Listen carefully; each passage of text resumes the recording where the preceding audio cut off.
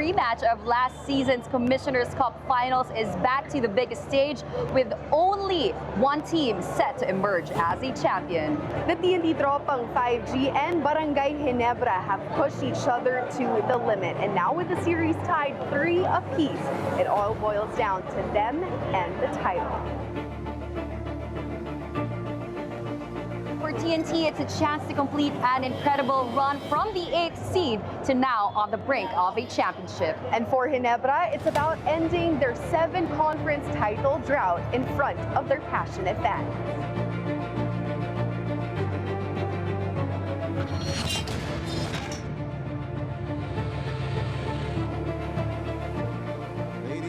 Please welcome at center court the PBA dance crew, the Electro Groovers.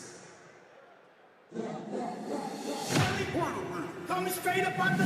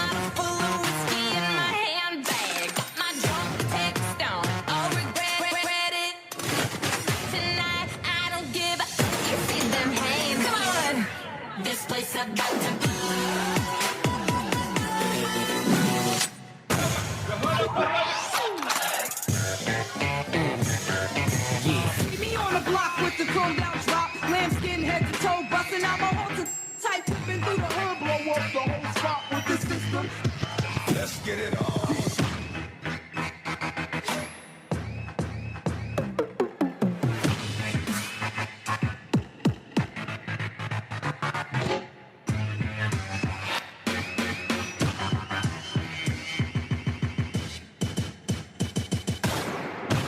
I have your attention.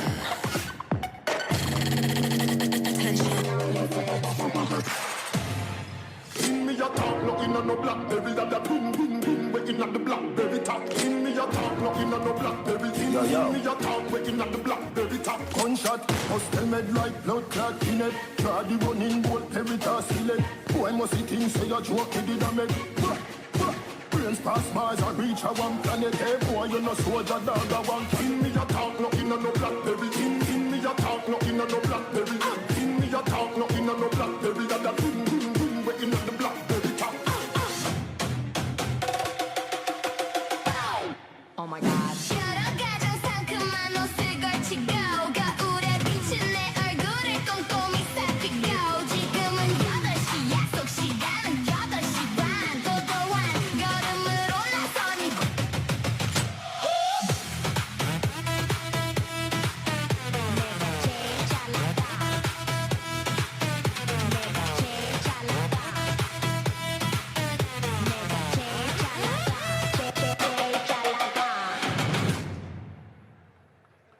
One more time, the Electro Groovers.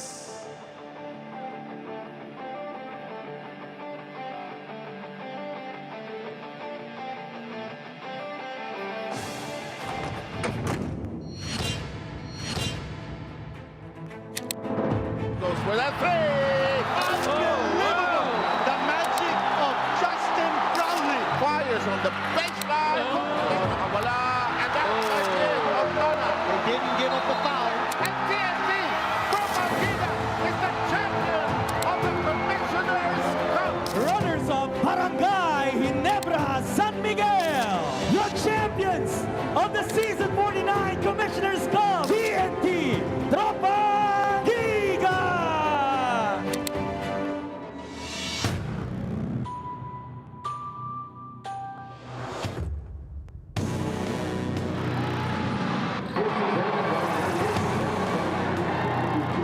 White. Let's go. Let's go. Win on three. Win on three. Win!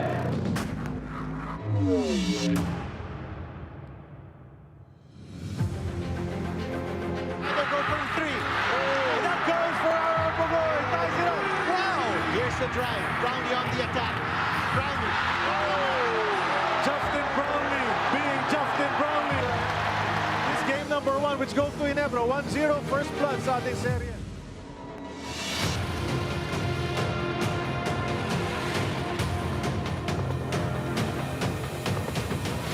Now, tonight, as we welcome you to game number 2. Oh, what a spin!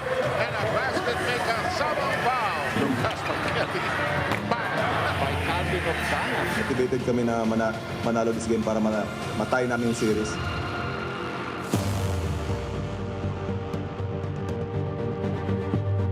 Nice low look again. RJ to JB and one to hold for the kill. He's going to do what it takes to impact winning. Back to the mound. Punches it through. Barangay Ginebra has taken control.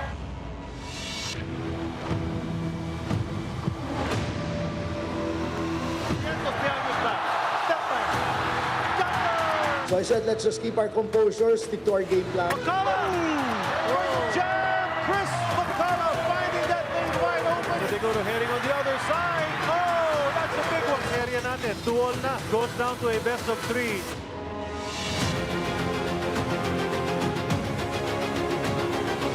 The series is tied at 2 wins apiece. Nice bang! What a setup by Floyd. Abariento stretches. Oh! Back bodies, Brownlee creates. Wow. Certain moments of the game, and I just wanted to do my part. Brownlee scoots inside. Yeah! With a foul as well. Career high. 54 points, 14 rebounds.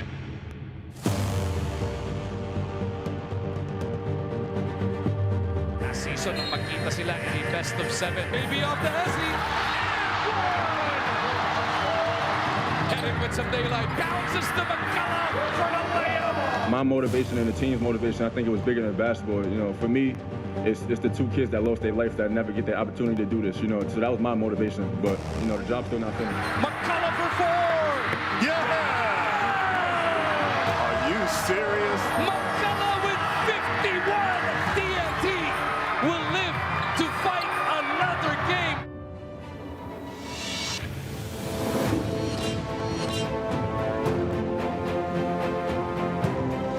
That's what we're looking for. We're searching for cracks in their game plan that we can take advantage of. Back to the drawing board, but we'll try to figure it out some more. All we want is to go down and just go out and fight. And as long as we give our best, whatever happens, happens. The fire up yung Ginebra crowd stops on this offensive set. Is going at each other. Coming through. Slam dunk. The fade off the glass. That's a big shot. The input was defended. Brownlee gives the Chris McCullough. Listen to this crowd roar. Game 7. Barangay Ginebra. TNT. You cannot miss it.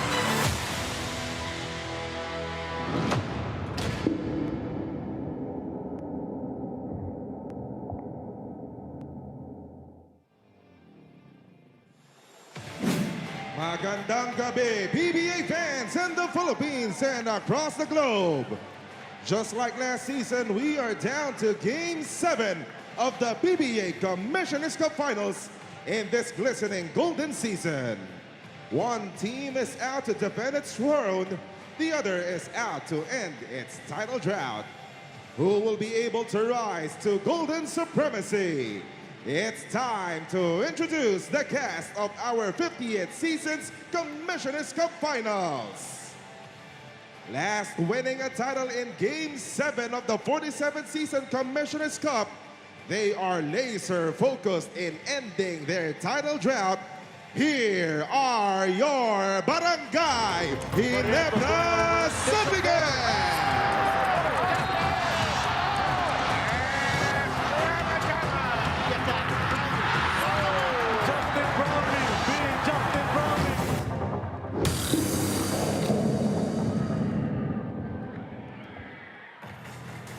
Currently injured from Mabalacat, Pampanga, number 24, Jason David.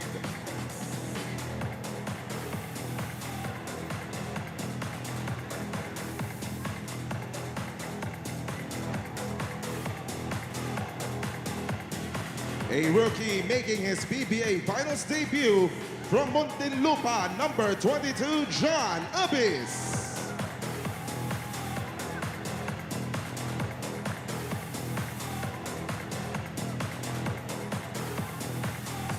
Also appearing in his first PBA Finals from San Luis Agusan del Sur, number 34, Sonny Estil.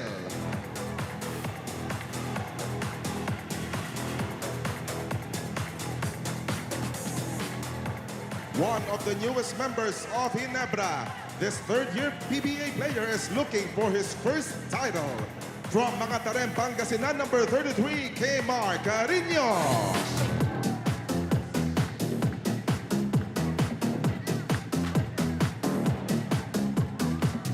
Playing for the first time in the PBA Finals from Quezon City, number 11, Isaac Go.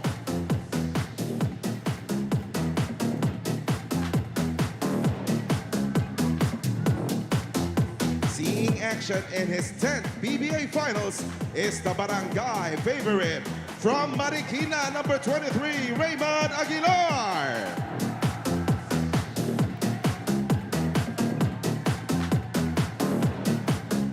This 11-year veteran is hoping to add one more after joining Ginebra last season. From Kalumpit, Bulacan, number 29, Norbert Torres.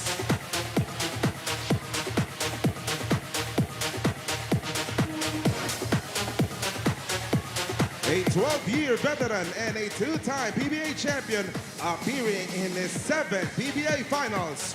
From Casuga, Magsaysay, Davao del Sur, number 10, Chan Knights Pinto.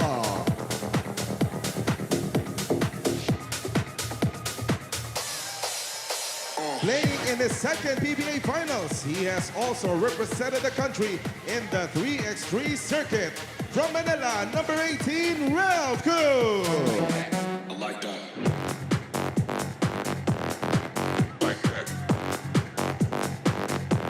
Also appearing in his 2nd PBA Finals from Las Piñas City, number 2, Jeremiah Gray.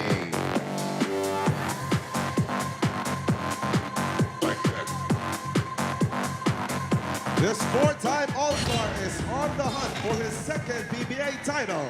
From Abulug, Cagayan, number 1, Troy Rosario.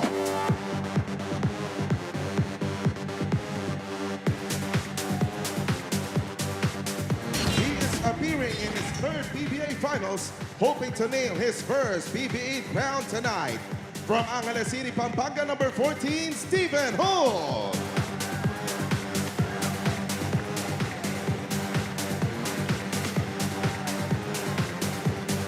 Aiming for his 9th PBA title, the 2009 number 1 overall pick continues to be an anchor for the barangay down low.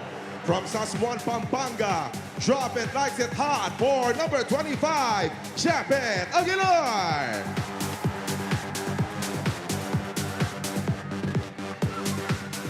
This two-time Finals MVP and the 46 seasons MVP will be topping it up tonight to hopefully claim his 8th PBA title.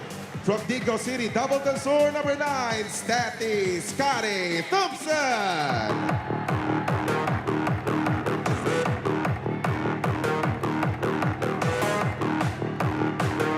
This conference best player is hoping to finally latch on to his first Pro League title tonight. Can he get the job done? From Naga City, Camarines Sur, give it up for number 4, the exhilarating RJ Barrientos.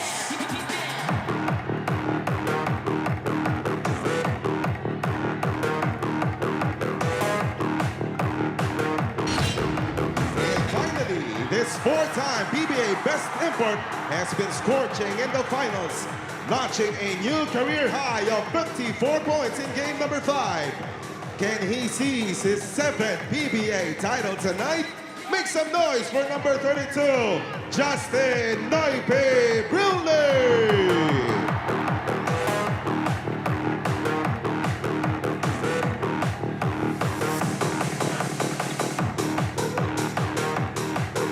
Coach of Barangay Ginebra is the PBA's winningest coach, 5-time Coach of the Year, Tim Cone. His assistants are Richard Del Rosario, Olsen Rosella, Patrick Parcosa, Johnny Abarientos, and Jamil Lipae. Assistant team manager is Raymond Rodriguez, while team manager is PBA Vice Chairman, Barangay Ginebra Governor, and SMC Sports Director, Mr. L. Francis Chua.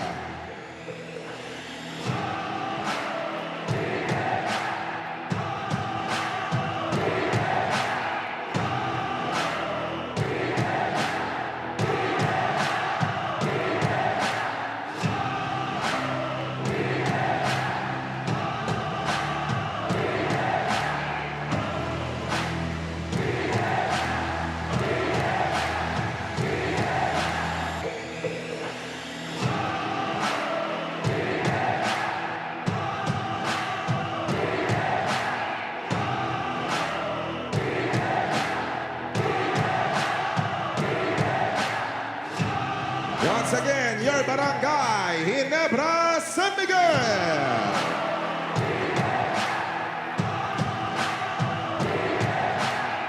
And now, let us meet their opponents. Now on their 5th straight finals appearance, they are looking to defend their Commissioner's Cup throne and hopefully raise up their 3rd Commissioner's Cup title and 13th PBA title overall. Here are your TNT Tropang Pledges.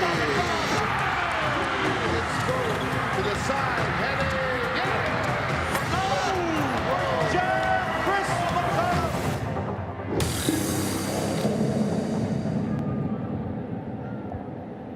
Looking for his first PBA title in his rookie season. From Cebu, number 30, Sean Davis.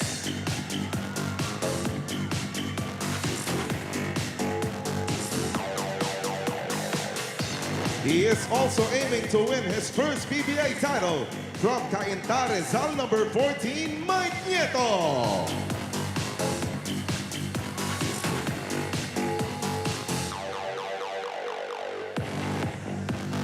This 30 sophomore big man is looking for his 3rd PBA title from Ilocos, number 32, Henry Galinato Jr.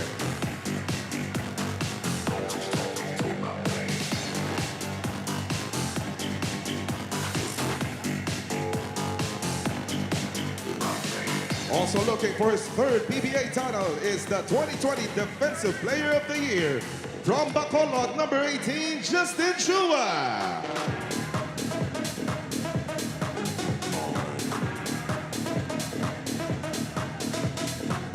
He is hoping to win his 3rd PBA title tonight from Makati, number 77, Kevin Ferrer.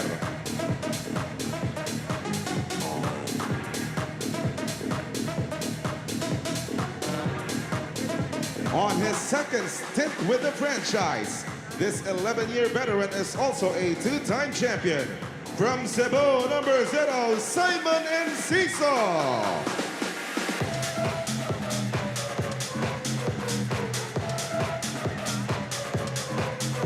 Playing in his 4th PBA finals is a former champion in the PBA 3x3 circuit.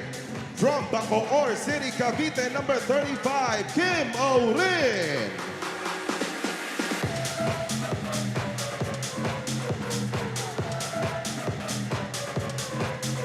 The 2008 Most Valuable Player and member of the PBA's 50 Greatest Players is looking for his 11th PBA title in his 19th season in the league. Also from Cebu, number 21, Kelly Williams.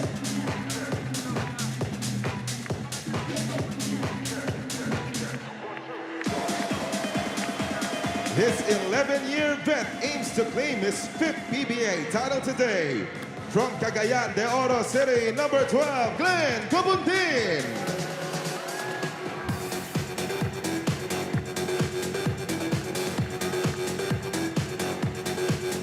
Last season's finals MVP of the Commissioner's Cup is hoping to win his 3rd PBA title. From Opol, Misamis Oriental, number 6, Reyna Bata.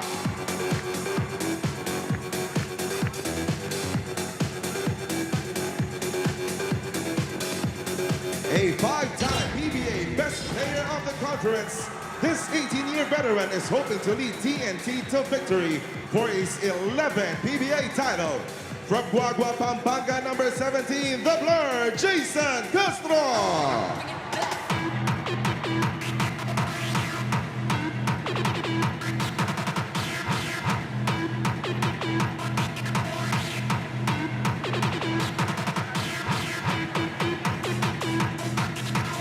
The 2025 Comeback Player of the Year will help TNT defend the throne, playing in his third straight PBA Finals. From San Fernando, La Union, number 45, Brandon Ganuelas Rosser.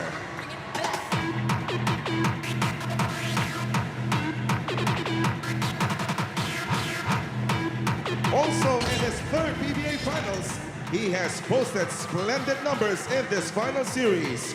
From Tondo, Manila, number 15, Jordan Hennig.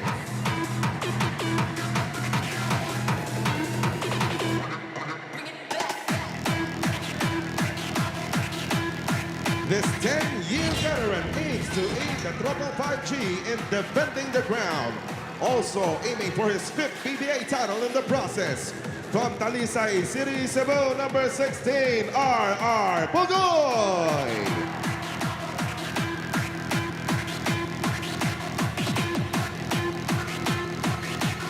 The 2023 overall pick has been TNT's most consistent leading local this conference.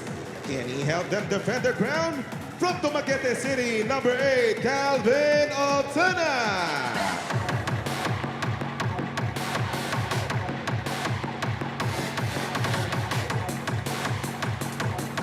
And lastly is TNT's reinforcement. Last week in Game 6, he posted his new PBA career high of 53 points. Can he lead TNT tonight and claim his second PBA title? Let's give it up for number 5, Chris McCullough.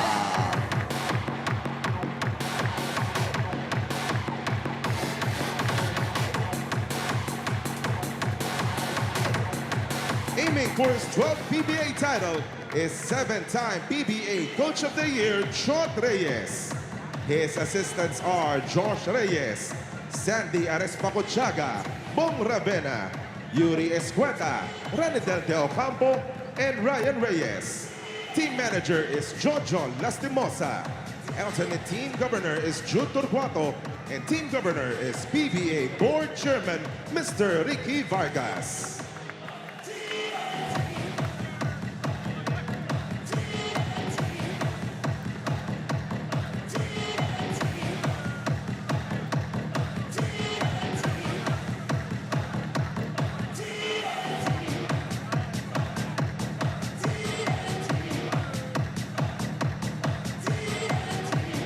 Once again, your TNT Tropang 5G.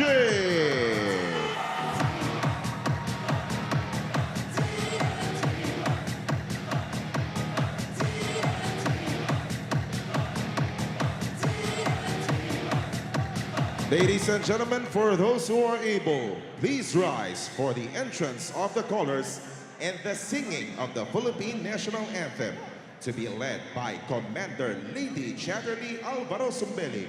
From your modern and multi-capable force, the defenders of our seas, your Philippine Navy, together with the Philippine Air Force and Philippine Army.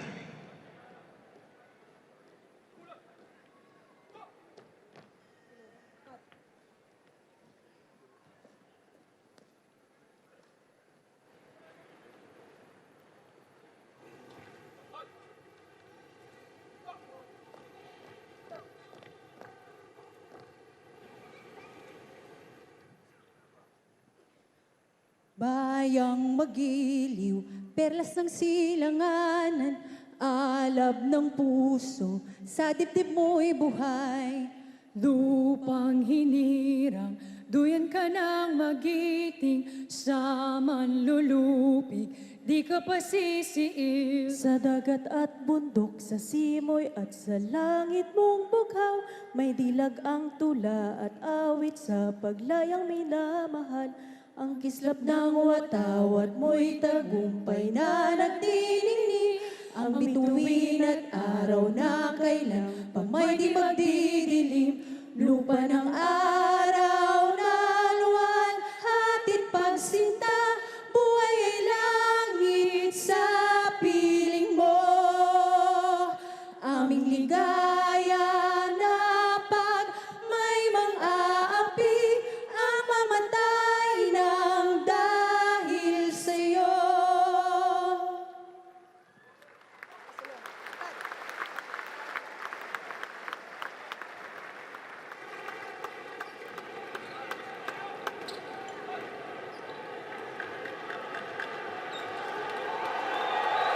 Thank you very much. Let's now have both teams meet for the traditional sportsmanship handshake.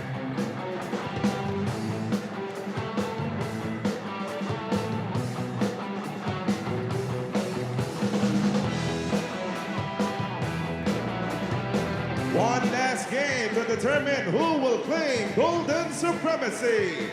This is game number 7 of the PBA's 50th season Commissioner's Cup Finals. PBA Fente Solid! Solid ang lawan, malupit ang galawan, solid ang fans, malakas ang hiyawan, ang action ay walang hinto, sa solid na lawan. Solid ang lawan, malupit ang galawan, solid ang fans, malakas ang hiyawan, ang action ay walang hinto, sa solid na lawan.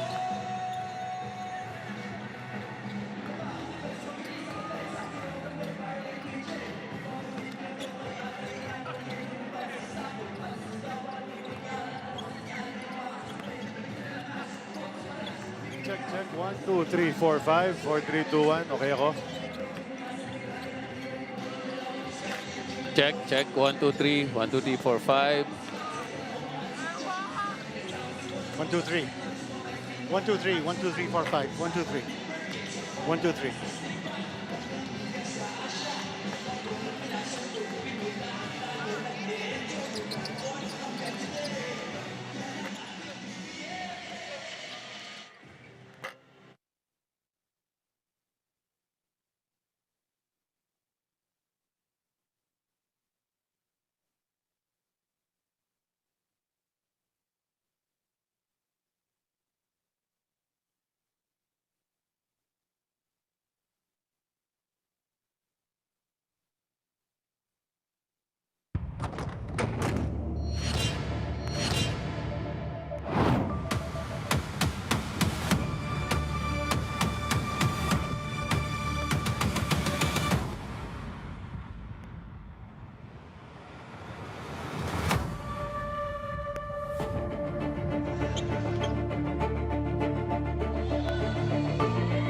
Positivity.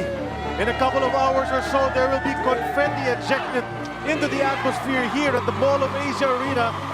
But which team will be joyful? Which team will celebrate? And whose fans will celebrate with them? Stick around and find out. This is Game 7 of the PBA's 50th season Commissioner's Cup Finals. Live from the Mall of Asia Arena. Isang laro para sa kampyonato. Barangay Ginebra, TNT, one more for that trophy. We welcome you to the RPTV coverage ng ating labanan. Ako po si Charlie Guna. Ang mga kasama ko si Dean Kinito Henson and Coach Yen Giao joining us for this one game for the championship. The 8th seed has never won a championship yet. And TNT wants to do that for the first time to defend its crown, which they won last season. Gusto nila back-to-back Commissioner's Cup. Ang Barangay Ginebra, natalo sa kanilang huling 3 finals appearances. Gustong bumawi ngayon at makakuha ng isa pang kampyonato. Si JB and the rest of the crew. Coach Tim, Coach Chot. Here we go, guys. It's game number 7. Dean? Okay. Ako kayo mag-uusap. Well, ako, ang tema dito is regain or retain. Regain for Barangay Ginebra because, well, ang last championship ng Barangay Ginebra was back in 2023. Commissioner's Cup yun. Over the last 7 conferences, wala nang naipanalo ang Barangay Ginebra na kampyonato. Then you have TNT, the last Commissioner's Cup. Last season, they won the championship, so they're out to retain. Kaya maganda yung usapan dito, retain or regain. That's right, Coach Yang, you've been watching this series from afar. Your thoughts so far as we enter this one last game? I wish I was playing it, but watching it from afar is also enjoyable.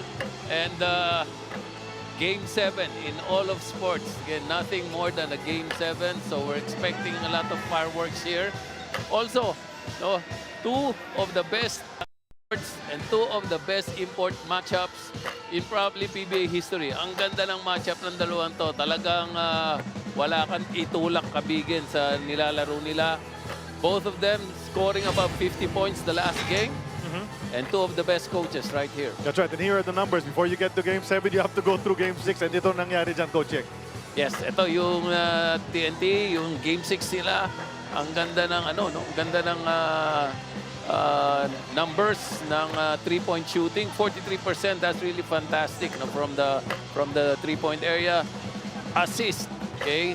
Ang laking bagay ng assist dito. Whichever has more assists will usually win the game, and this time it's TNT.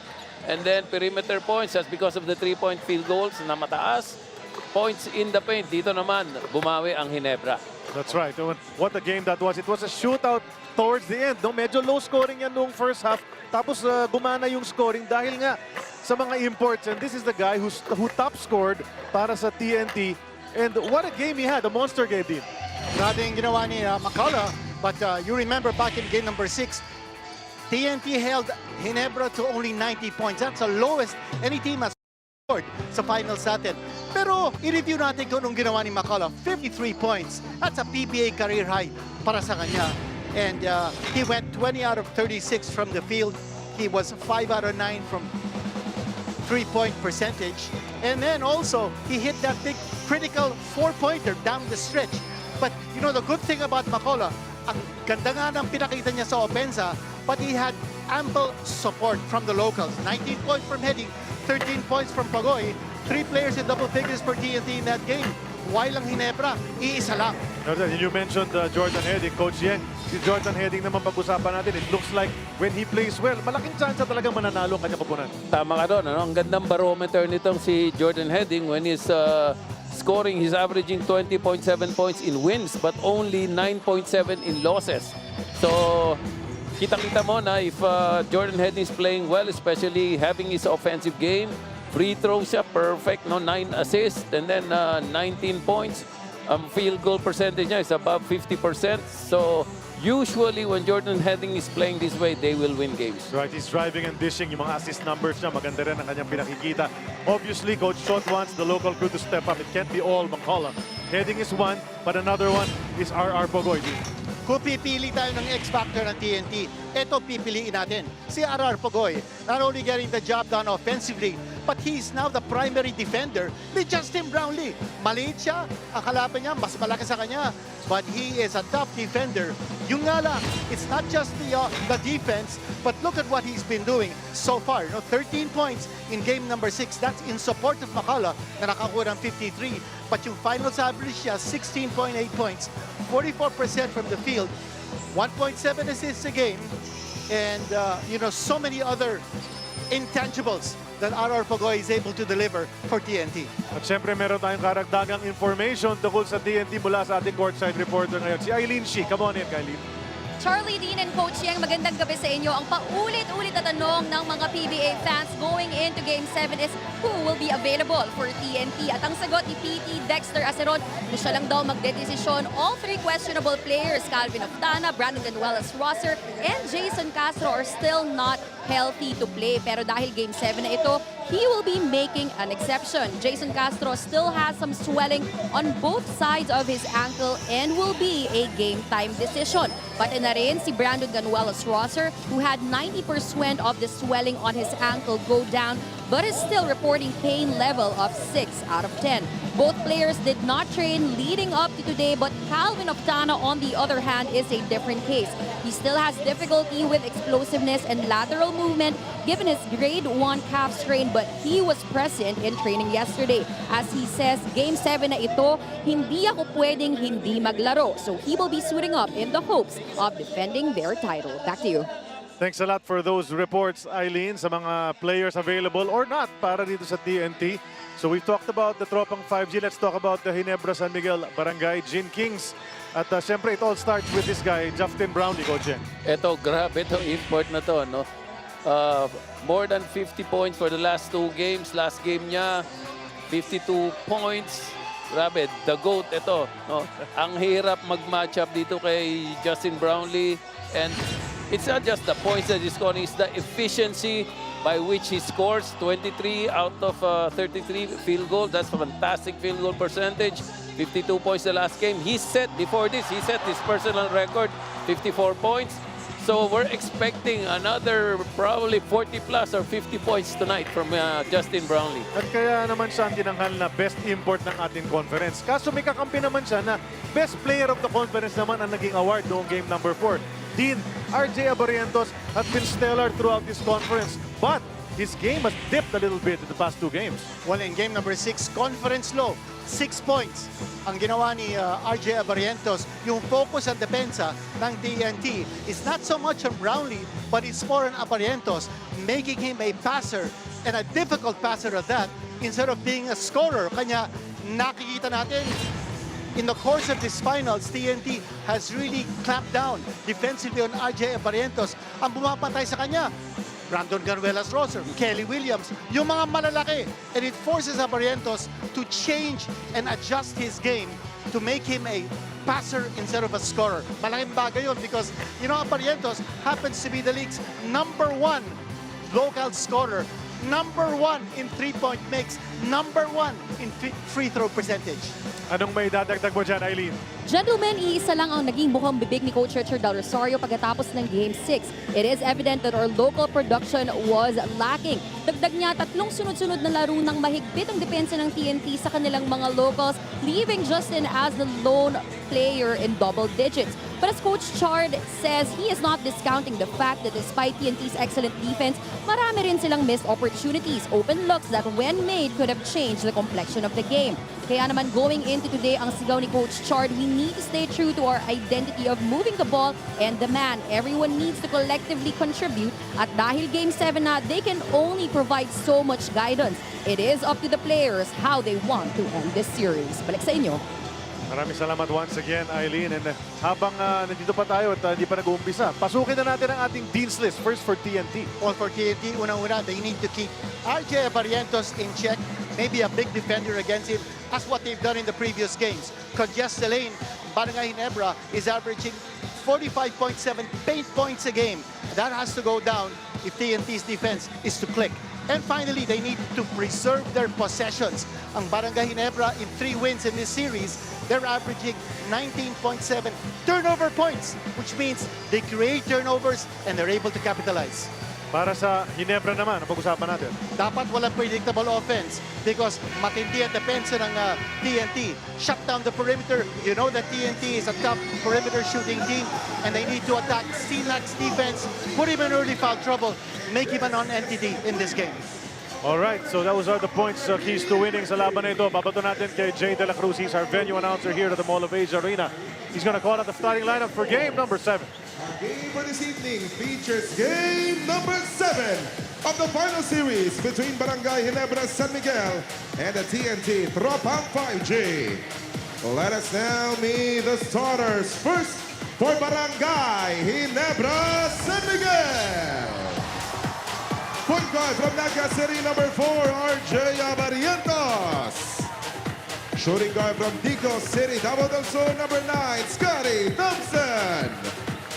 Small forward from Angada City, Pampanga, number 14, Stephen Holt. Power forward is Barangay Ginebra's reinforcement, number 32, Justin Brownlee. And at center from Abulog, Cagayan, number 1, Troy Rosario. Coaching Barangay Ginebra is Tim Code. It is now time to meet the starters for the TNT Tropang 5G. Point guard from Apol Misamis Oriental, number 6, Ray Nambata. Shooting guard from Tondo, Manila, number 15, Jordan Hidding. Small forward from Talisay City, Cebu, number 16, R.R. Polgoy. Power forward, also from Cebu, number 21, Kelly Williams. And at center, it's a Tropang 5G's reinforcement, number 5, Chris Makala. Coaching the Tropang 5G is John Reyes. Game officials are Peter Balao, Jerry Narandan. These are the officials. Peter Balao on the left, Jerry Narandan, Jeff Tantay, and Jason Vipinoso. 3 at a time ang ating mga referees. Ito starter of the coach Tim Cone for this game number 7, the last game of the conference, whether we like it or not. Ito naman para kay Coach Chot Reyes. Naka-whites ang TNT, naka-fighting red ang Barangay Ginebra. At ito na tayo, Coach Yeng. You know, at this point, it's a game number 7. You've been there before. 50-50 to. Tama to. Actually, I'm looking at the matchups now. Ano ba gagawin dito ni Coach Chot Reyes? Ima-matchup pa niya agad yung kanyang import, no, doon kay Justin Brownlee. Game 7, talagang you're not really preparing for anything after this. So, ubusan na talaga to. Dito pa lang. Once the starting line, nakikita natin si Japet Aguilar is gonna come off the bench once more. And for TNT, wala si Castro, kanya balik sa starting lineup si Nambata. Kelly Williams is making his second consecutive start sa finals natin. Wala nga si BGR in the starting lineup. Jordan handing right now. That's the matchup against Scotty Thompson. They're blitzing, heading, he gave it up. That's a 4 if it goes from McCullough. Bidin ang kanyang tira. First rebound of the game for RJ Abarientos. Scotty bringing it up. RJ and Scotty looking to bounce back from low production scoring-wise in game number 6. Scotty lets go of a 3. It's too strong. And McCullough, who tied his rebounding high with the 22, gets his first rebound of the game. Kung nakita natin kanina si Scotty Thompson taking an outside shot. You know, Scotty, over the last 3 games, he's averaging only 4.3 points a game. Nasundot yata sa mukha, no, ni Kelly Williams trying to get that loose ball back from Scotty Thompson, who takes a knockdown. He's still on the floor, and they're checking on him right now. Very early in this game, Coach Cheng? Yeah, he looks like he got it in the face, pero mukhang hindi naman sadya, but they will have to review that just in case it merits a stiffer call. Coach Cheng, balikan natin yung nangyari kanina with Scotty Thompson when he took that outside shot. Over the last 3 games, he's averaging only 4.3 points. What do you think is happening with Scotty Thompson? Because in the eliminations and semifinals, he averaged double figures. Well, I think part is because of the defense that TNT is playing. But we're not sure, no? Medyo nagdududa ako. Baka meron din dinaramdam itong si Scotty Thompson. Might be trying to hide an injury or something, no? Pero makikita mo naman, Game 7 to, that's not going to matter now. He got hurt in the face. They're trying to... There's the call now. After the review, no? Natawagan ng F1 si Kelly Williams. So, kaka-umpisa pa lang natin. Wala pang 1 minute. 3 minutes, kailangan mo muna siya ulit. Yeah, well... And look who's in. Yeah, Brandon comes into the game. So, he's good to go, but we'll see for how long, no? Sinabi nga ni Eileen, there's still pain. Level 6. So, medyo masakit yan. Pero gaya na sinabi mo nga, Coach, ito na yun eh. Game 7. Ito, patikim na to. Sa umpisa pa lang, ibig sabihin nito, this is gonna be a really hotly contested game. Well, Brandon Ganuelas Roser, hindi po siya naglaro in game number 6. Kung saan nanalo ang TNT. May sugat na. Naano siya. Yeah, there's a scratch and it looks a bit, it's deep. I wonder if they'll have to tend to that. He might have to go to the locker room after the free throws. Yep. Because... And then they're going to boo Kelly. Of course, the Ginebra fans not liking what the former MVP did to another former MVP. Tama yan.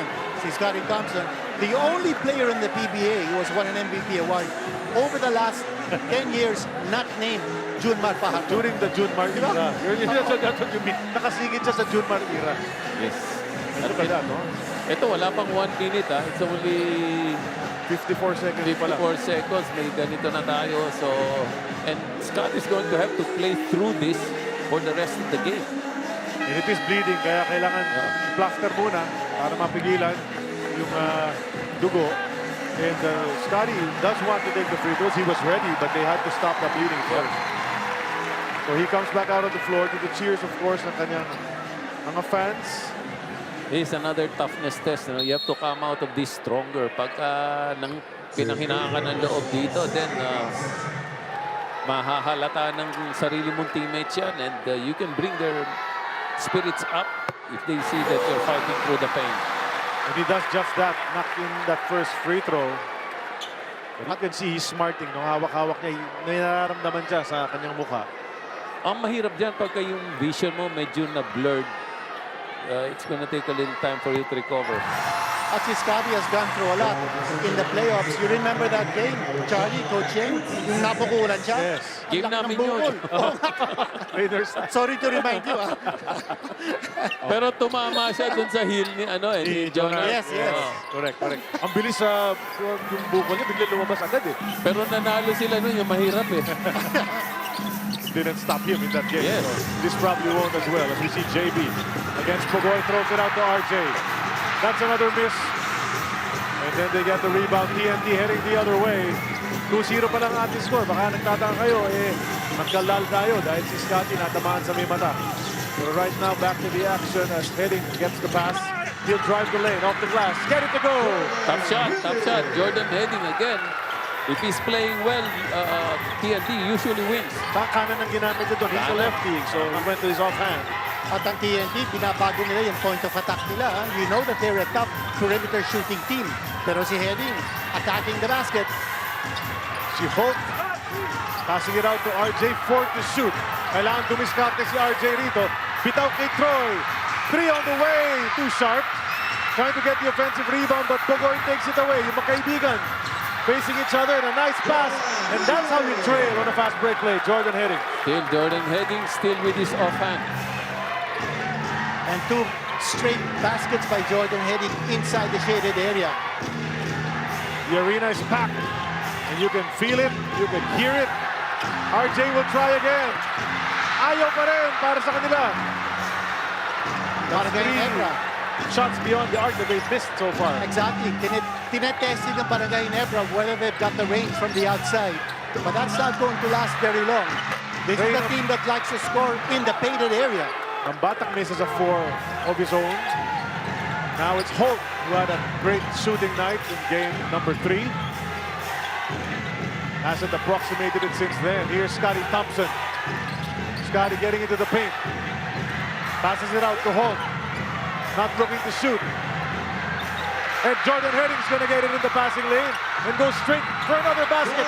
3 straight drives on that right side para kay Jordan Heading. 3 straight layups. And they're off transition. So Ginebra having problems with their turnovers right now. Gotta take care of the ball. Other team will always take advantage. Another one. But hindi ito depensa ng TNT.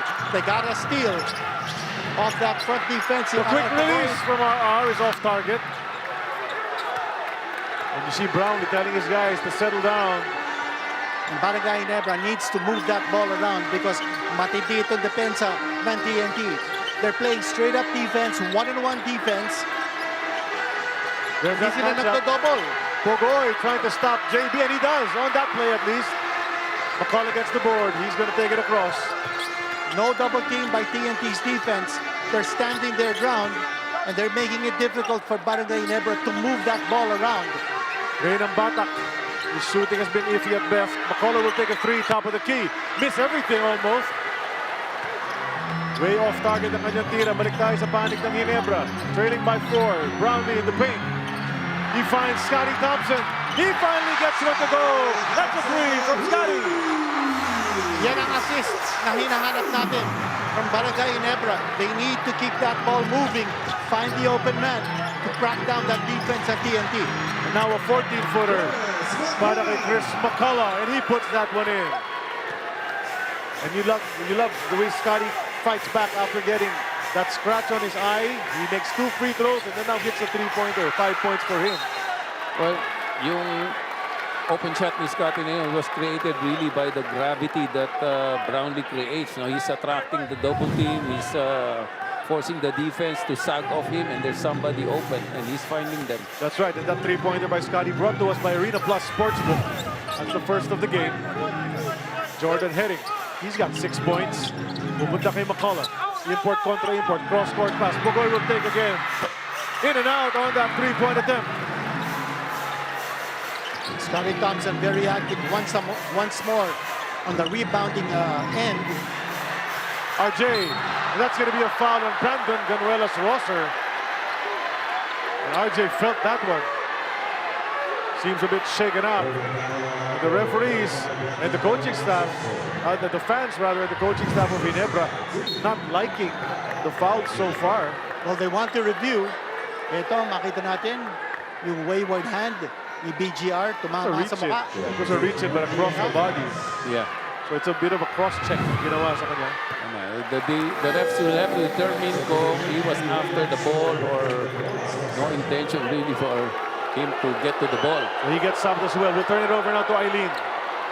Gentlemen, mahigit kalahati ang binaba ng production ni RJ Abarientos noong Game 5 and 6. And while the initial assessment of Coach Richard Del Rosario pointed out the adjustment of having big bodies on him, nagbigay din si Coach Johnny Abarientos ng alternative, seeing nang gigil si RJ sa simula ng laro.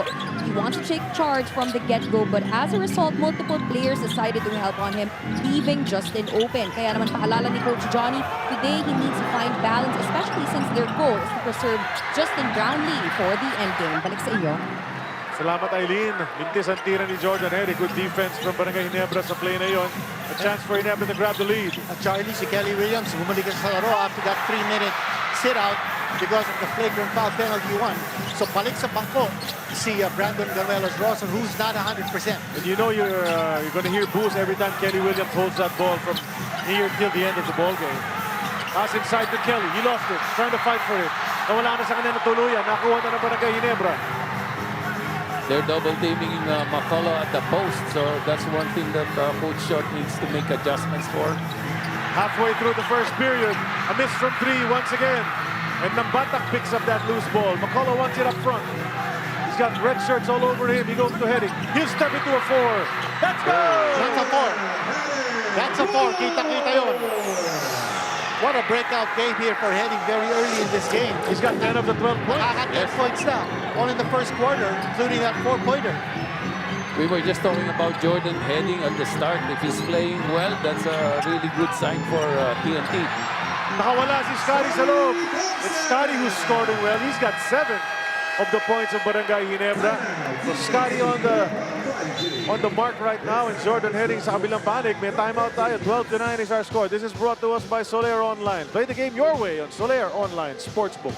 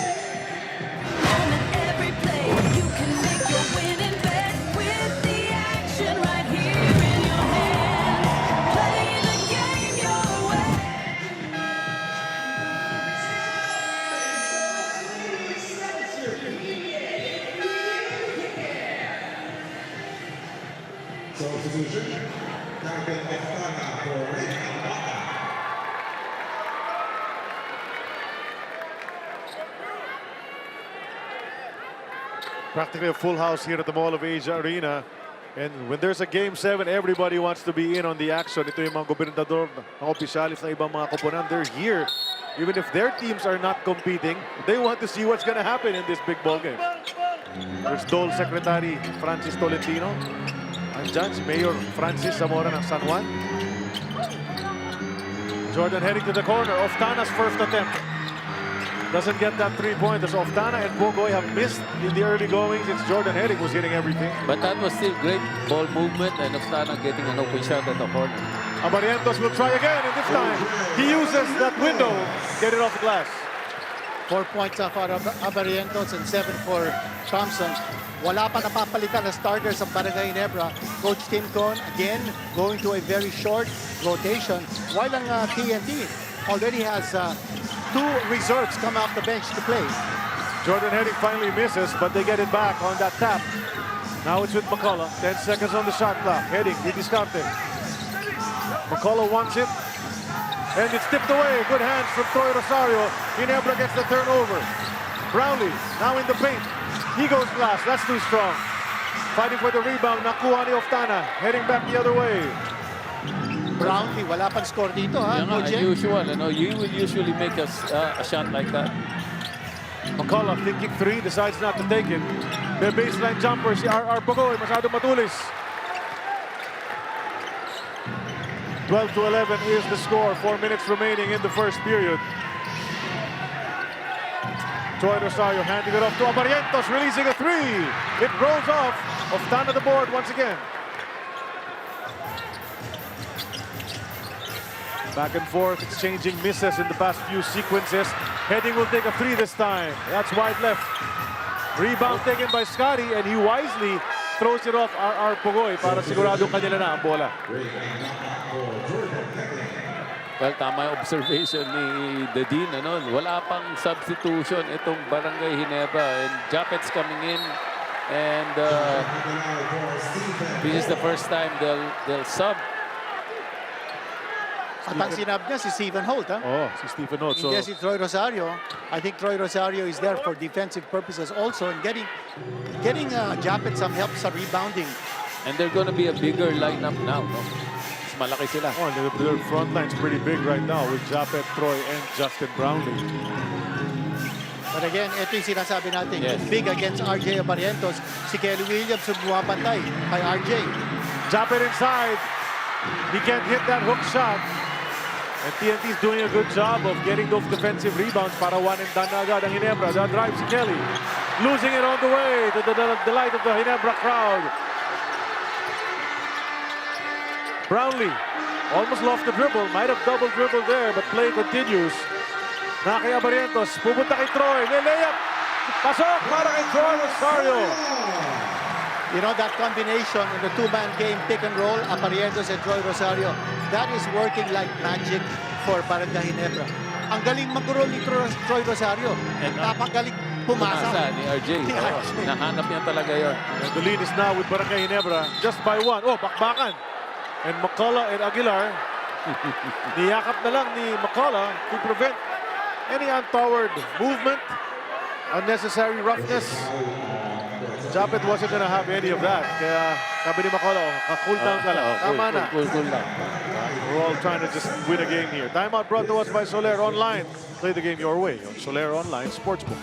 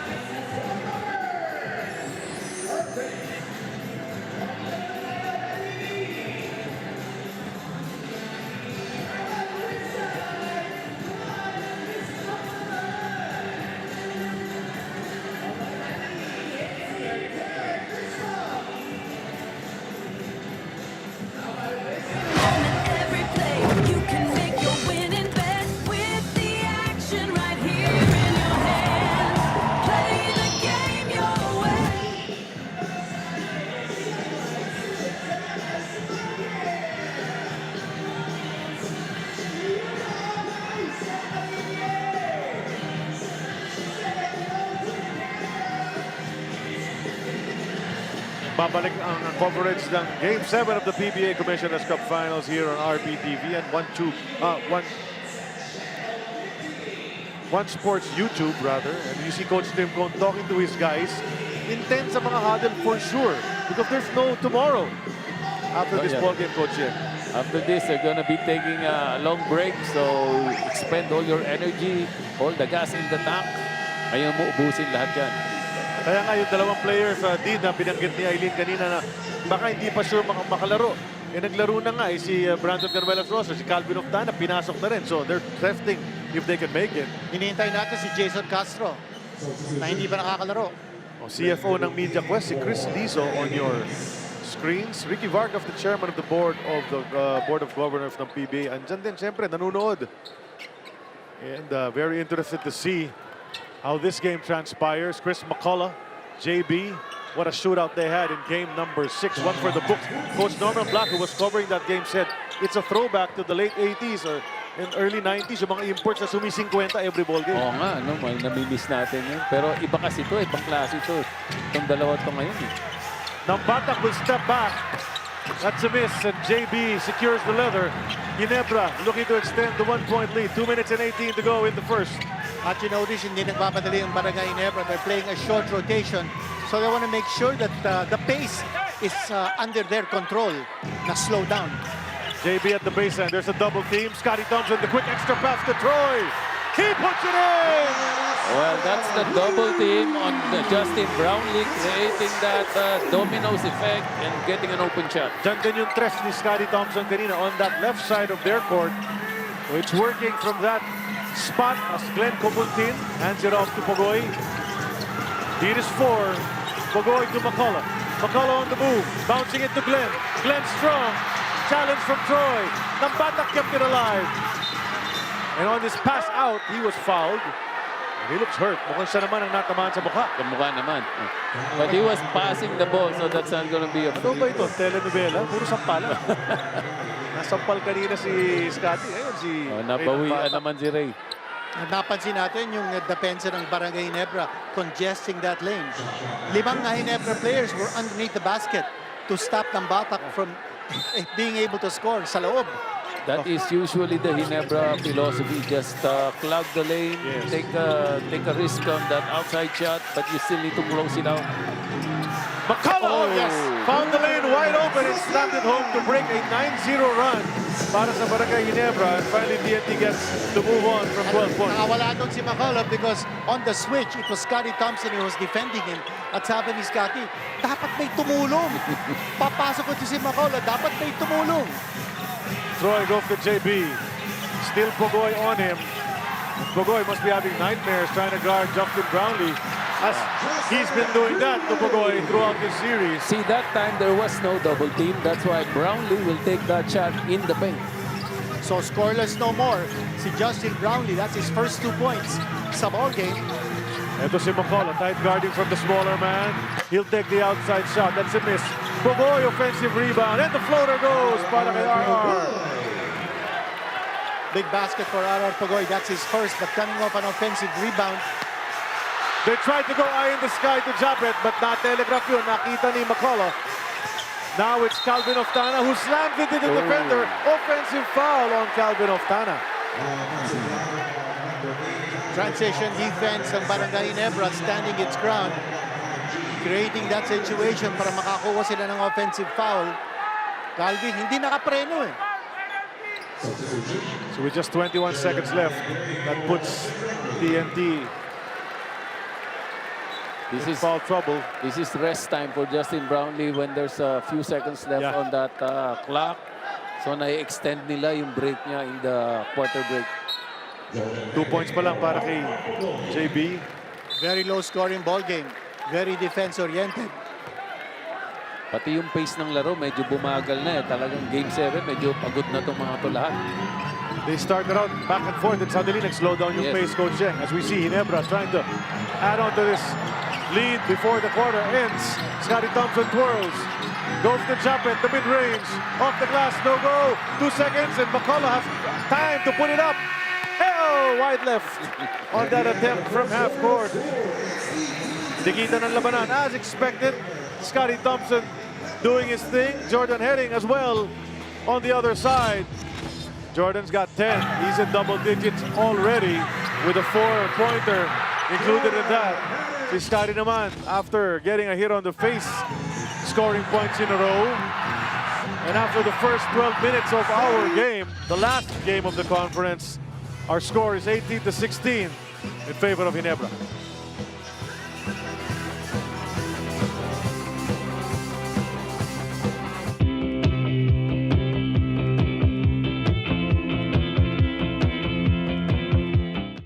Ikaw ba, alam mo ang tap-tap send at gumagamit ka ba ng tap-tap send?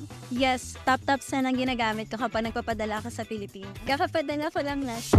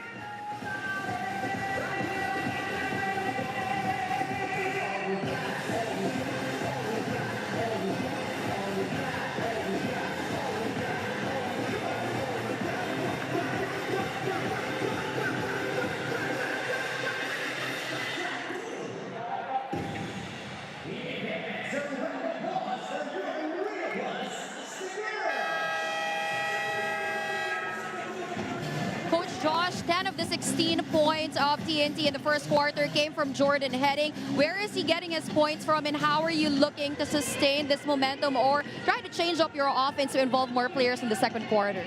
Well, most of his points came from transition, and that's because we got defensive stops. I think our defense is holding up, so we gotta find ways to score in the half-court set.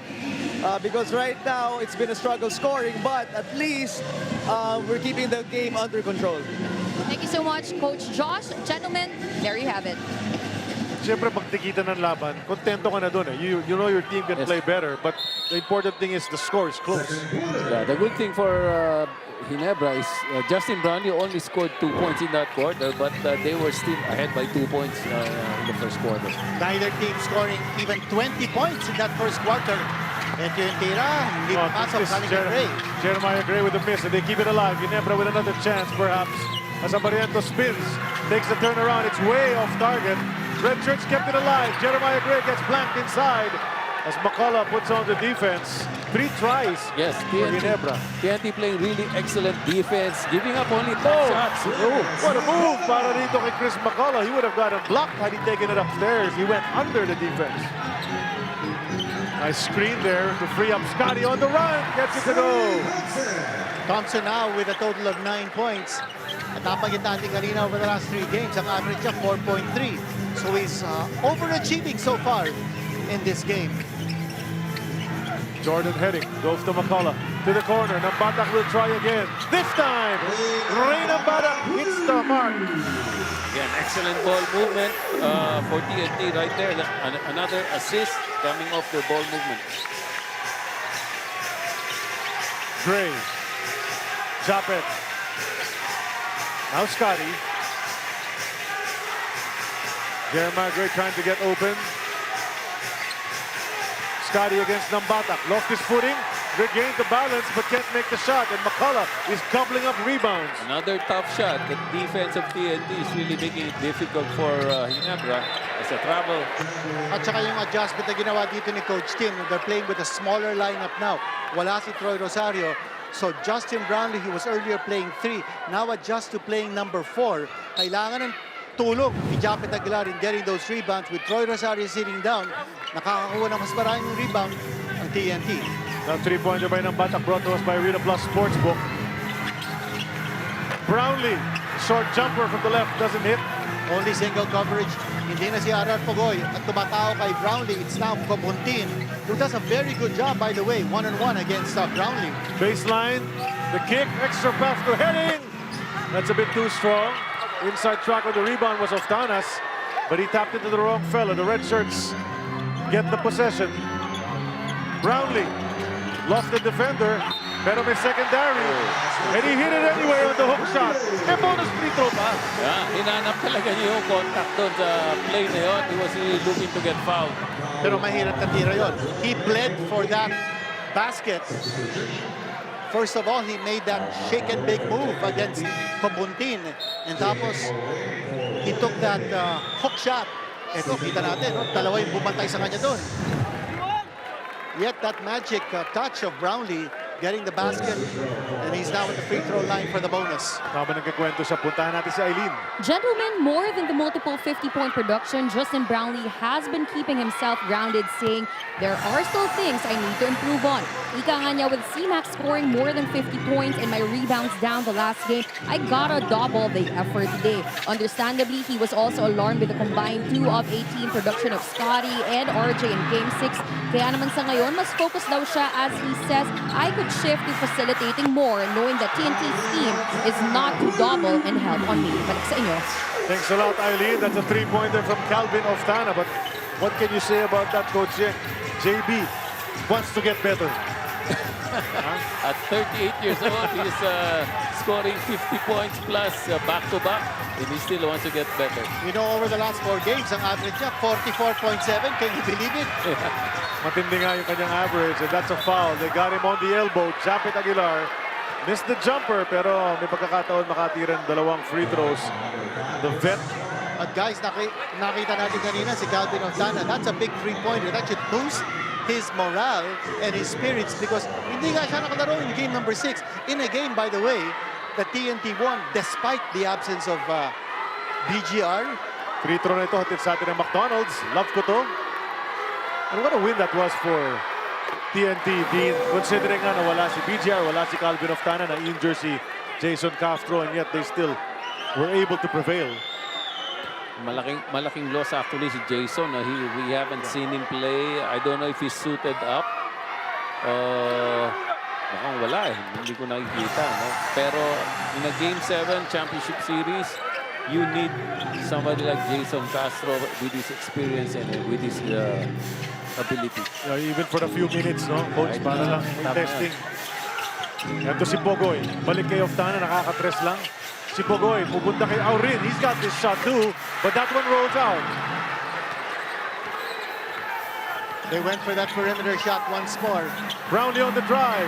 Hands in the air. May foul na naman. Bonus free throw coming up for JB.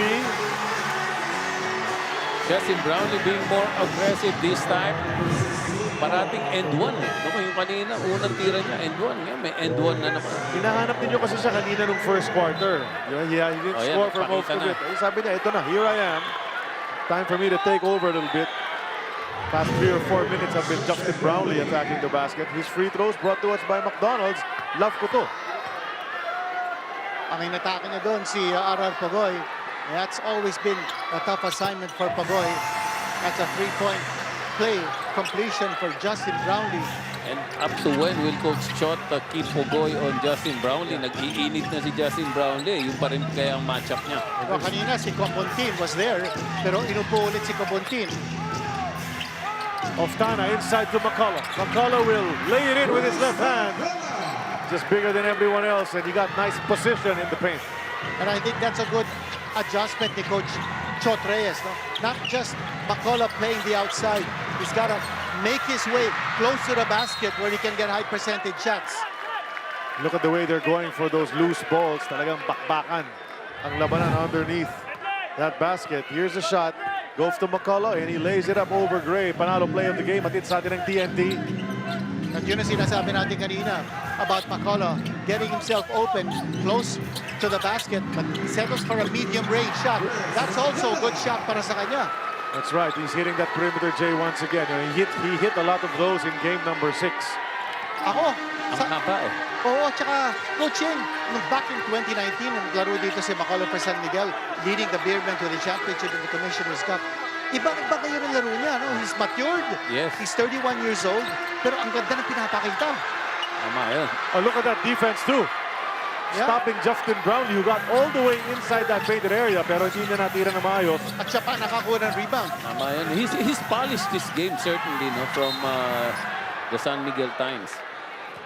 And Nambatak got fouled, but passed it. So he's trying to tell the referees that he was going for the shot. Pero pinasa nga niya, very clear. Let's watch this. Look at this great defense. Selyado defense of the game brought to us by Pioneer Elaftosil. Selyado ang bubong, anumang panahon. Ayun, no? Tatlo yun. Yeah, pinahirapan talaga siya. Oo, defending the rim. Yung sinasabi natin kanina sa ating business, no? For TNT, they need to congest that lane because yung paint points ng Barangay Ginebra, that has been the key to their offense. BGR getting the offensive rebound off the Nambatak miss. And that's what Brandon has to do to become relevant because he's pretty much been a non-factor in a lot of the games of TNT throughout the playoffs.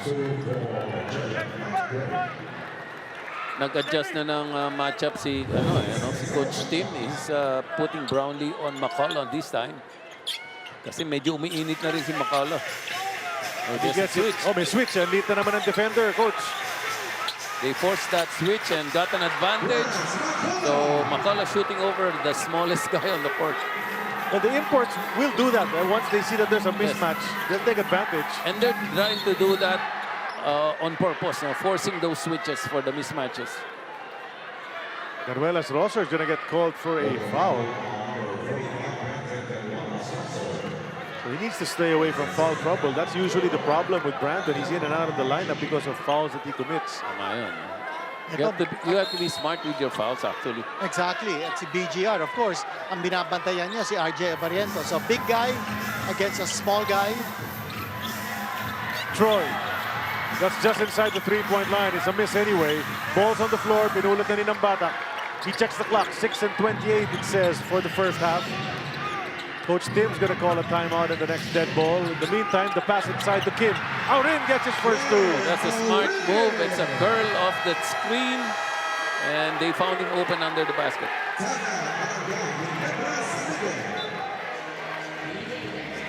Four-point lead for TNT. Timeout brought to us by Soler Online. Play the game your way on Soler Online Sportsbook.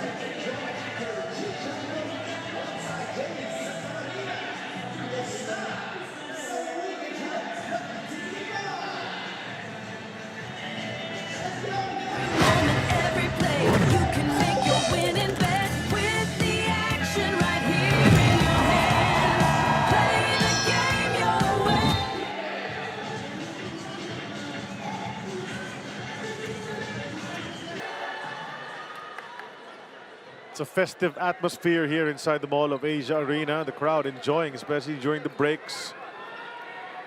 You get some freebies, and of course they're watching a top-level game right now. 4-point lead for TNT with 6:19 remaining in the first half as Ginebra tries to come closer. Abarientos. Pupunta kay Ku. Ku finds RJ with 8 to shoot. Tipped away by Pogoy yet again. Third time in the game. And Pogoy will go all the way.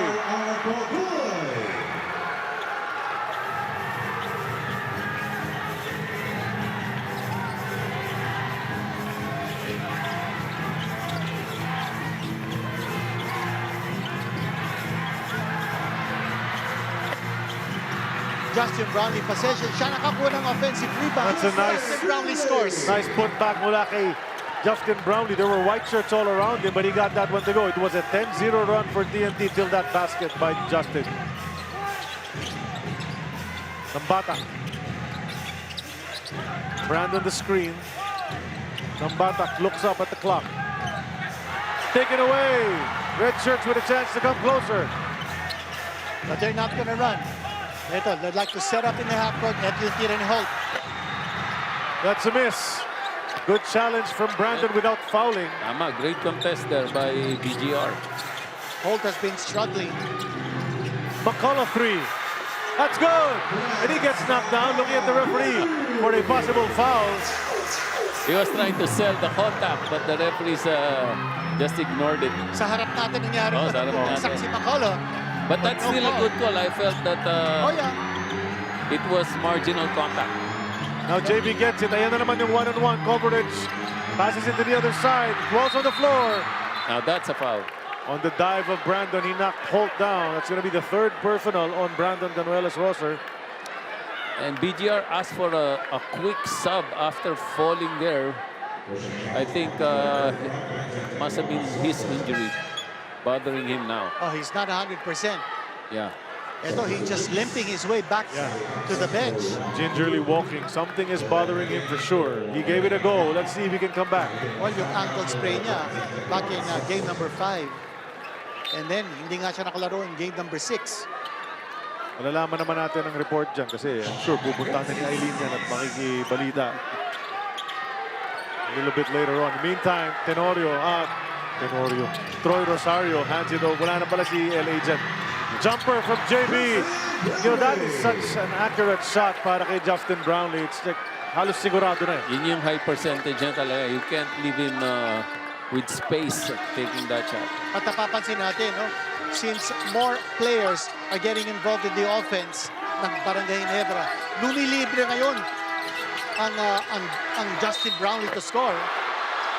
Follow-up jam from McCullough will not count as Oftana, I think, got fouled on the attack. And who's it gonna be? Troy Rosario get called for it. Stephen Holt was taking credit for that foul, pero referee said nope, it's Troy. But we can see now that they're trying to attack the defense of RJ Barrientos. If they force a mismatch on him on a switch, they're attacking RJ on offense. Speaking of Calvin Oftana, you know, these are his numbers so far in the finals, 13.2, 6.8. And you know he can do much better than that. Yes, tama. Oo. Fighting spirit ni Calvin Oftana, hindi nga naglaro sa game number 6. Pero eto, you know that he's hurting. He's got that calf strain. At ang balita natin, he will not join Gilas in the next window to be able to rest from his ailment dito sa PBA Finals. Grabe na ng wear and tear kasi for some of these athletes, tuloy-tuloy ang kanilang laro. No? It's year-round practically. That's a foul on the move. Came out in. Clips Scotty Thompson. You know, talking about Gilas, sisingit ko lang ito. They started practice actually today over at Gameville at only 6 players were there. And little by little, more players are going to join. Nandun sina Balti, Baltasar, Michael Phillips has joined the Gilas pool. Si Kevin Kiambao, White Ramos nandun, AJ Edu also was there, and Carl Tamayo. So 6 sila, and they showed up for the Gilas practice. We're very excited about the next FIBA World Cup Asia qualifying window. Free throw brought to us by McDonald's. Love ko to. Troy Rosario trying to get the board. Balls on the floor, and TNT has been quicker to get the loose balls, but nice steal! And then the handoff to Justin Brownlee. You never give up on the ball. I was just saying, nauuna ang TNT sa mga loose ball, pero Scotty took it right back.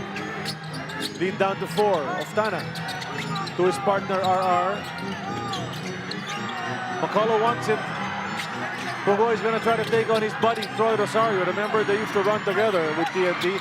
Arin with a lefty layup. He's at 4 points, helping them off the bench. Those are big points. Now, if you're coming off the bench and you're just playing a few minutes, you get 4 points for your team. That's big. Quality minutes being displayed by Kim Aurin. Ito na naman. Oh, the help defense from Oftana. He had to pass that ball away. Holt will release. Ayaw pa rin. And Kim Aurin gets a rebound.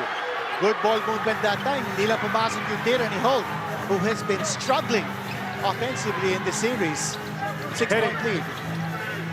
Going to Oftana. Little bit of daylight, pero nasarado nito si Troy Rosario. Pugoy now with 5 on the shot clock. He's gonna try to drive against Troy. Falling away, gets it to go! Oh, tough shot. Yeah. Tough shot. Mataas ang degree of difficulty. Oo, tsaka paubos na yung shot clock eh. Under pressure with a defender in your face, but he faded away for that bucket. Lead is up to 8, biggest lead of the game so far. 2:15 remaining. Abarientos to Troy. Troy, the short range. He gets it to go.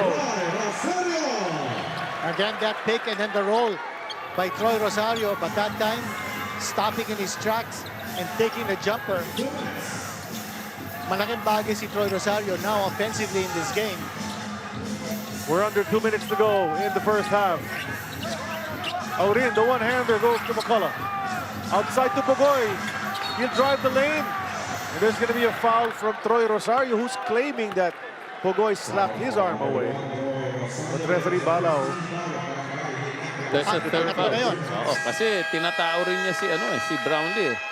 The timeout tayo with 1:45 remaining in the half. Timeout brought to us by Soler Online. Play the game your way on Soler Online Sportsbook.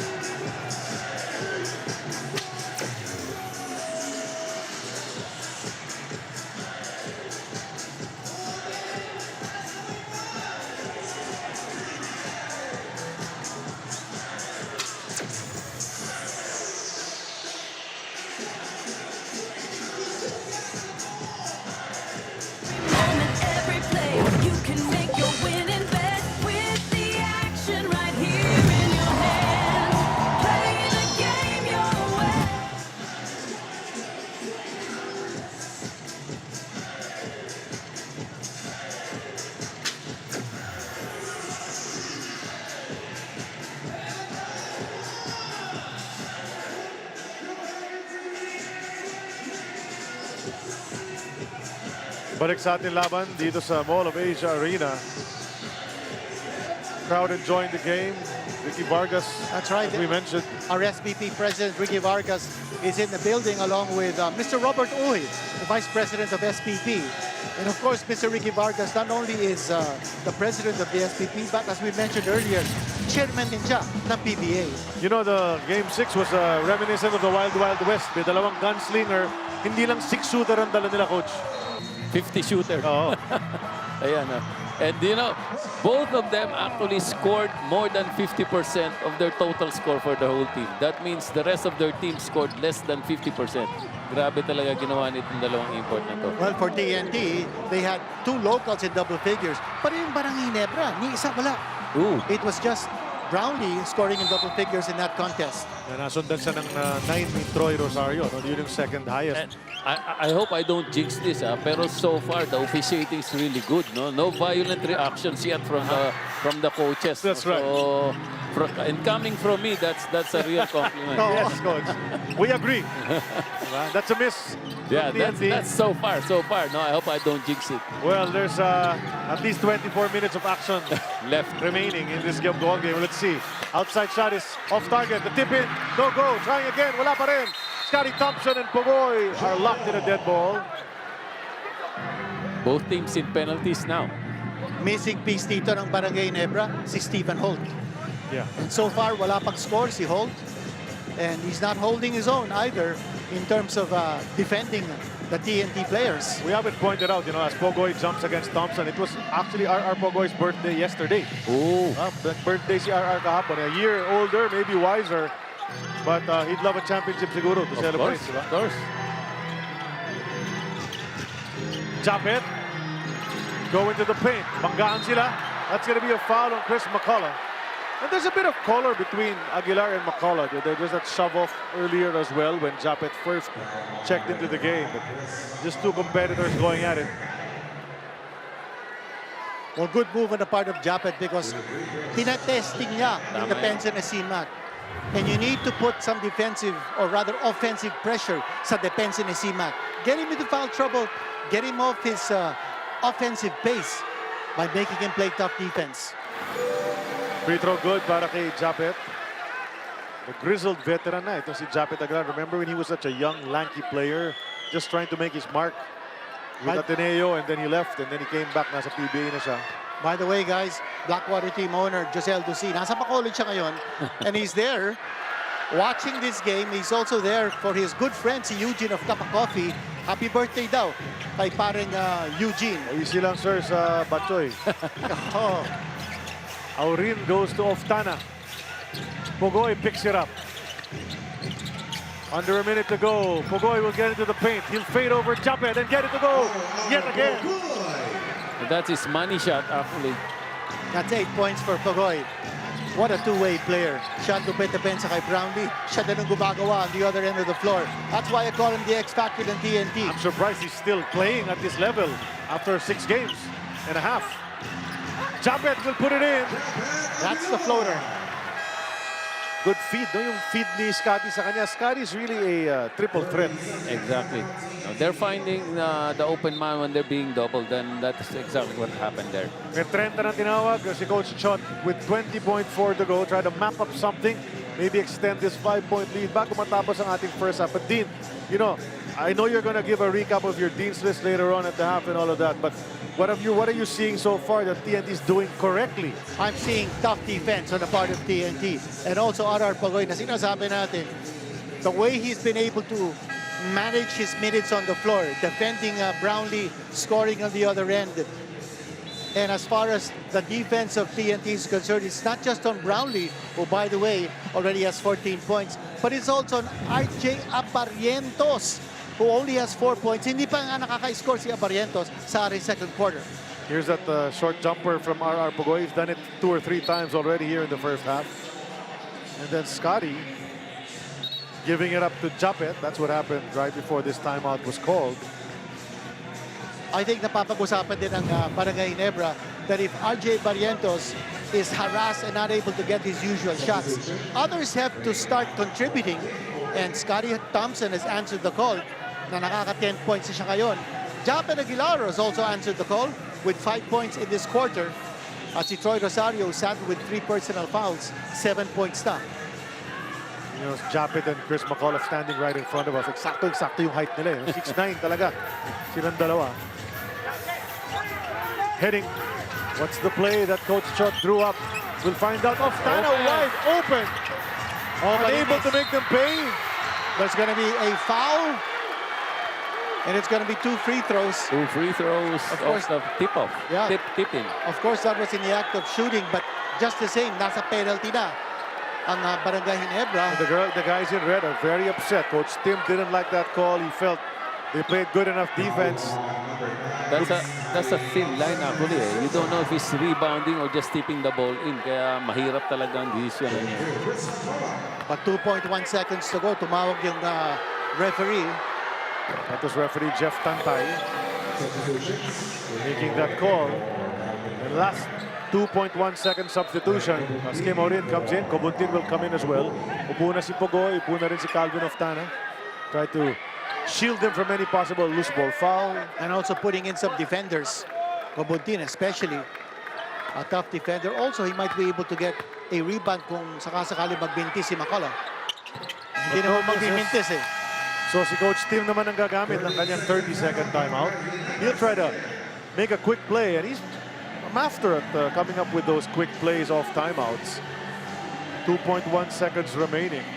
You know, we're not seeing the kind of explosiveness from both imports so far. Si Brownlee, 14 points lamang. McCullough, 17 points lamang. Because, you know, both these guys are capable of scoring in the 50s. Pero sa second half, palagay ko, magpapakita itong dalawa. Sa tingin mo, Coach? Actually, it's become a defensive game. And actually, pagka-defense pinag-uusapan natin, I think may konting advantage dito yung TNT. They've been forcing the turnovers, getting easy baskets, easy layups in transition.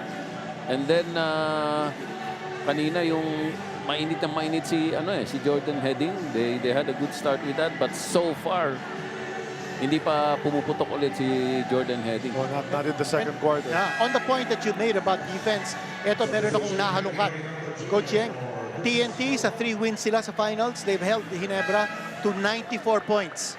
But in the 3 losses ng TNT, yung Ginebra nakascore ng 106 a game. Look at the scoring of the imports from game to game.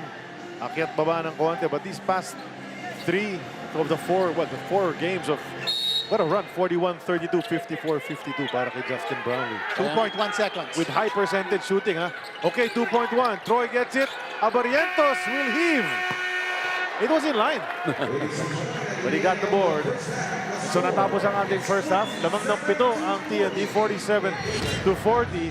Not scoring as heavily yet itong dalawa, but still have put on a show, both in double digits already. Chris McCullough and Justin Brownlee.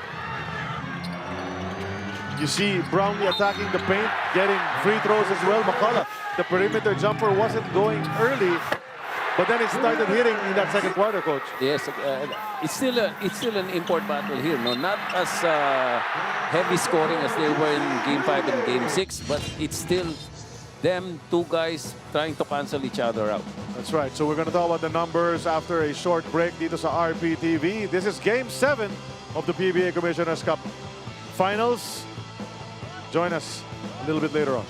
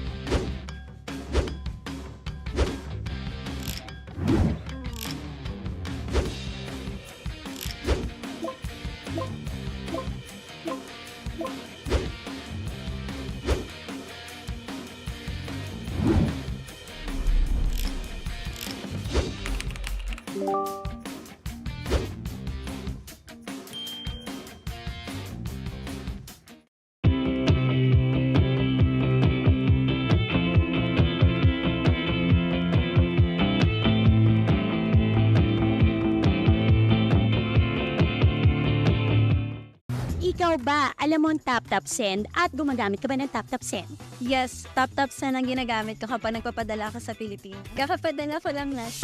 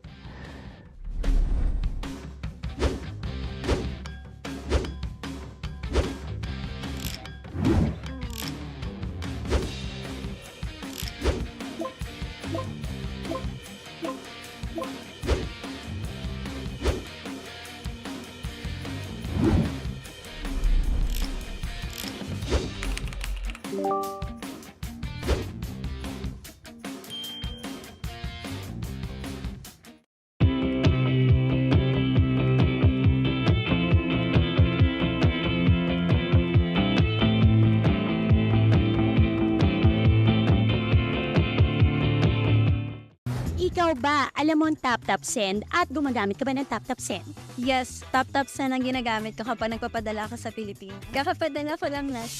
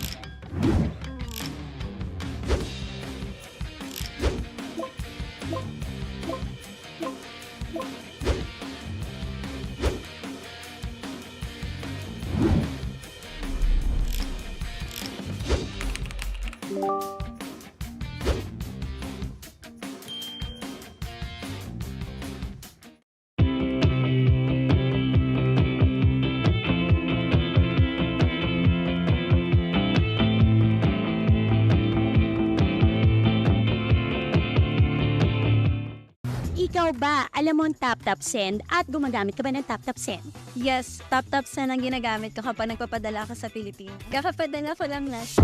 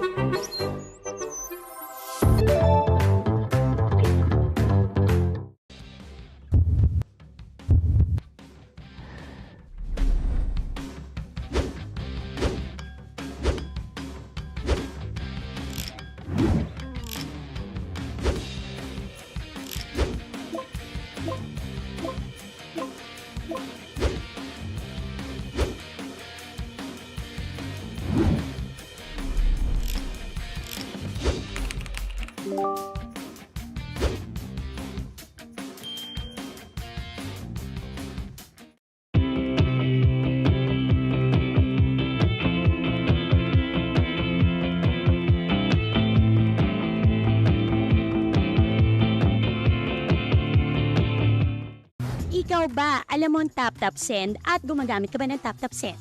Yes, tap-tap send ang ginagamit ko kapag nagpapadala ka sa Pilipinas. Kakapadala ko lang last.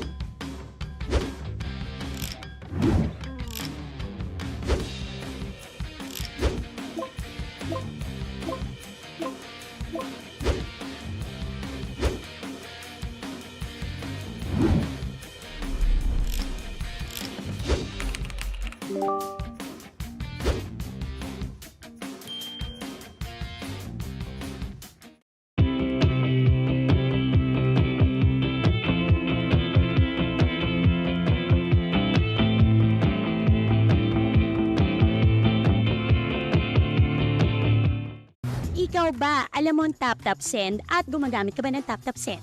Yes, tap-tap send ang ginagamit ko kapag nagpapadala ka sa Pilipinas. Kakapadala ko lang last.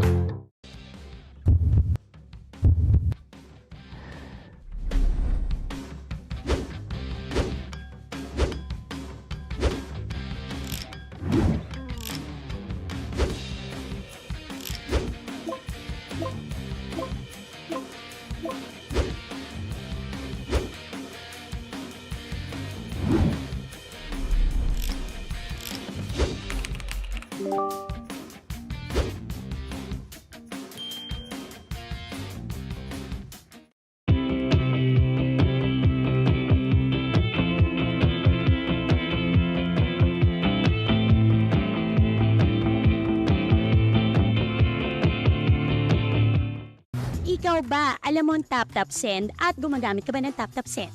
Yes, tap-tap send ang ginagamit ko kapag nagpapadala ka sa Pilipinas. Kakapadala ko lang last.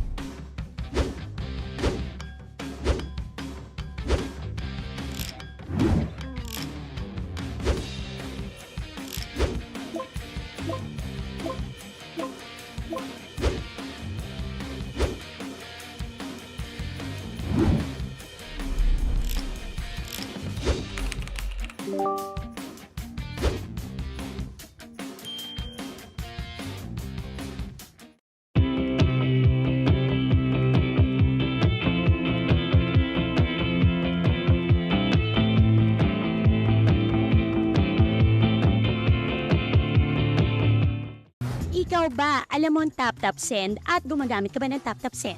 Yes, tap-tap send ang ginagamit ko kapag nagpapadala ka sa Pilipinas. Kakapadala ko lang last.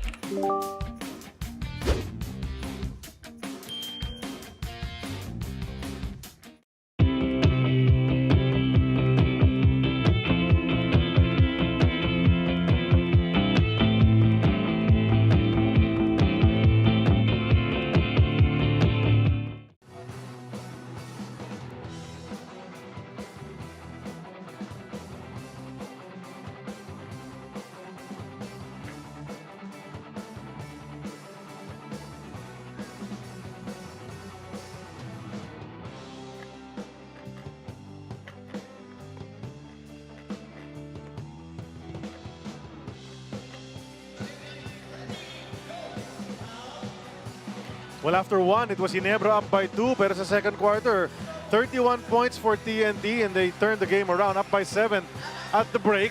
So as expected, it's been a tight game, medyo may pisikalan, but as you described it, Coach Yeng, naging defensive game ng konti nangyayari ngayon. Tama yun. Pero ako, ang napansin ko dun sa takbo ng laro, no, was really the transition points, 10-0 going for TNT. No? So that means they're playing a little bit faster than Ginebra is. Pero bumawi naman yung Ginebra sa free throws. No? Ginebra took 12 free throws and they made 10, and TNT only had 4 of 4 sa free throws. So nagbabawian sila dun sa aspects na yun. Tama yun. Well, you want this game to be close if you're either of the coaches. Siyempre, yung mga fast break points na yun came off great defensive plays, tapos transition layups. Exactly. It's all been about defense for TNT. At makikita natin yung epekto ng depensa ng TNT sa field goal percentage ng Barangay Ginebra. They're shooting only 35%. Tapos yung rebounding, malaki din ang agwat sa fast break points. Ito sinasabi ni Coach Yeng kanina, 10-0. At saka yung perimeter points ng TNT, 21-12. And we've noticed that yung perimeter points ng TNT, that has been a key to their offense. Pag maganda kanilang perimeter production, mananalo sila. No? Their average perimeter points in this series is 45.8 points. Yes. These are the top scorers. Chris McCullough leading everybody with 17. No? So tigalawang double digits. So at least for today, there's another player aside from Justin Brownlee who is in double digits already para sa Ginebra. Tama yun. No? Gary Thompson. Balikan natin yung mga Dean's List. Mukhang triple check itong para sa TNT, Dean. Exactly. They've been able to keep RJ Barrientos in check. Only 4 points para sa kanya. They've been able to congest the lane. Ang average paint points ng Ginebra is 45.7. So far, ang paint points ng Ginebra, only 19 or rather 18 points. Tapos, in terms of preserving their possessions, ang turnovers ng TNT, only 7 in this game. That's right. And then, let's go to the side of Barangay Ginebra. Ayun, may isang X. Tama. 3 check marks for TNT para sa Barangay Ginebra. 2 check marks, but 1 X mark. Yung shut down the perimeter. Hindi nangyayari yun because TNT, as we saw in our graphics kanina with the statistics, ang dami na nilang perimeter points. But their offense has been rather unpredictable because they're not really going to Justin Brownlee exclusively. Nakakakuha din sila ng puntos from Scotty Thompson and from Troy Rosario. And then they've been able to attack C-Mac's defense. Dalawa na ang personal foul ni C-Mac so far in this game. While si Brownlee, wala pa siyang foul. Obviously, adjustments at the half. That's very important. Every team, every coach would like to make things better in the second half. Coach Yeng, if you were in the Ginebra dugout, what's the main thing you would have told the guys? Well, yung napansin natin, 10-0 in transition points, that means you're not getting back quickly enough on defense or you're committing turnovers, and turnovers will usually turn into layups on the other end. No? But actually, they settled down a little bit towards the end of the second quarter. Pero eto na yung last 24 minutes ng conference na to. Yun na nga eh. Pero this is where it will matter. Everything will matter. Pero bago mag-umpisa yan, may announcement on the court. We'll throw it over to Jay Del Cruz one more time. PBA Commissioner Willie Marshall, PBA Chairman and Team Governor of the TNT Tropang 5G, Mr. Ricky Vargas, Team Governor of the NLEX Road Warriors, Mr. Ronald Dolatre, Team Governor of the San Miguel Beermen, Mr. Robert Lon, Team Governor of the Magnolia Chicken Templados Hot Shots, Mr. Jason Webb. Team Governor of the Phoenix Super LPG Fuel Masters, Attorney Raymond Zorilla. Team Governor of the Tera Firma Jeep, Mr. Pido Harencio. And General Manager of PBA Properties, Mr. Eric Arejola. To present this trophy, mga ka-PBA, we are proud to welcome the champions of the FIBA U18 Asia Cup Siyaba qualifiers, who defeated the host Thailand with a score of 85-70. Palakpakan natin ang Gilas Pilipinas Youth!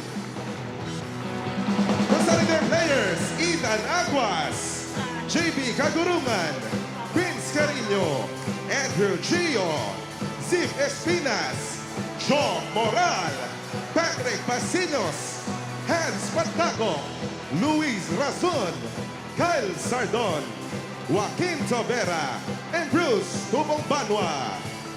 Together with their head coach, Juno Soler.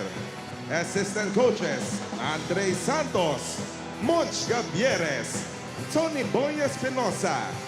Together with their team consultant, L.A. Tenorio. Their team manager and program director, Mr. L. Francis Chua, being joined by the Vice President of Samahang Basketball ng Pilipinas, Mr. Robert Uy, together with the Executive Director of the Samahang Basketball ng Pilipinas, Miss Erica D.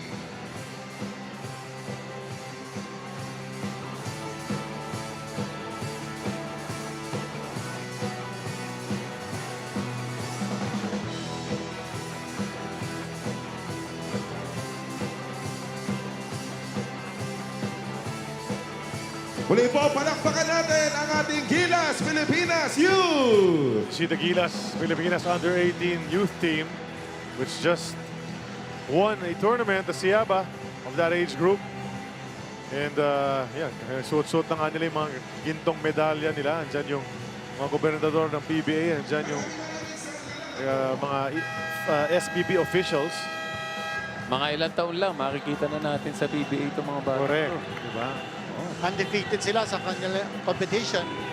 Ang ating SPP Executive Director, Attorney Erica D. was also there. At head coach nila, si Juno Soler. Yan yung coaching staff nila, si Monch Gavieres, Tony Boy Espinosa. At yung consultant nila, huwag natin kalilimutan, si L.A. Tenorio.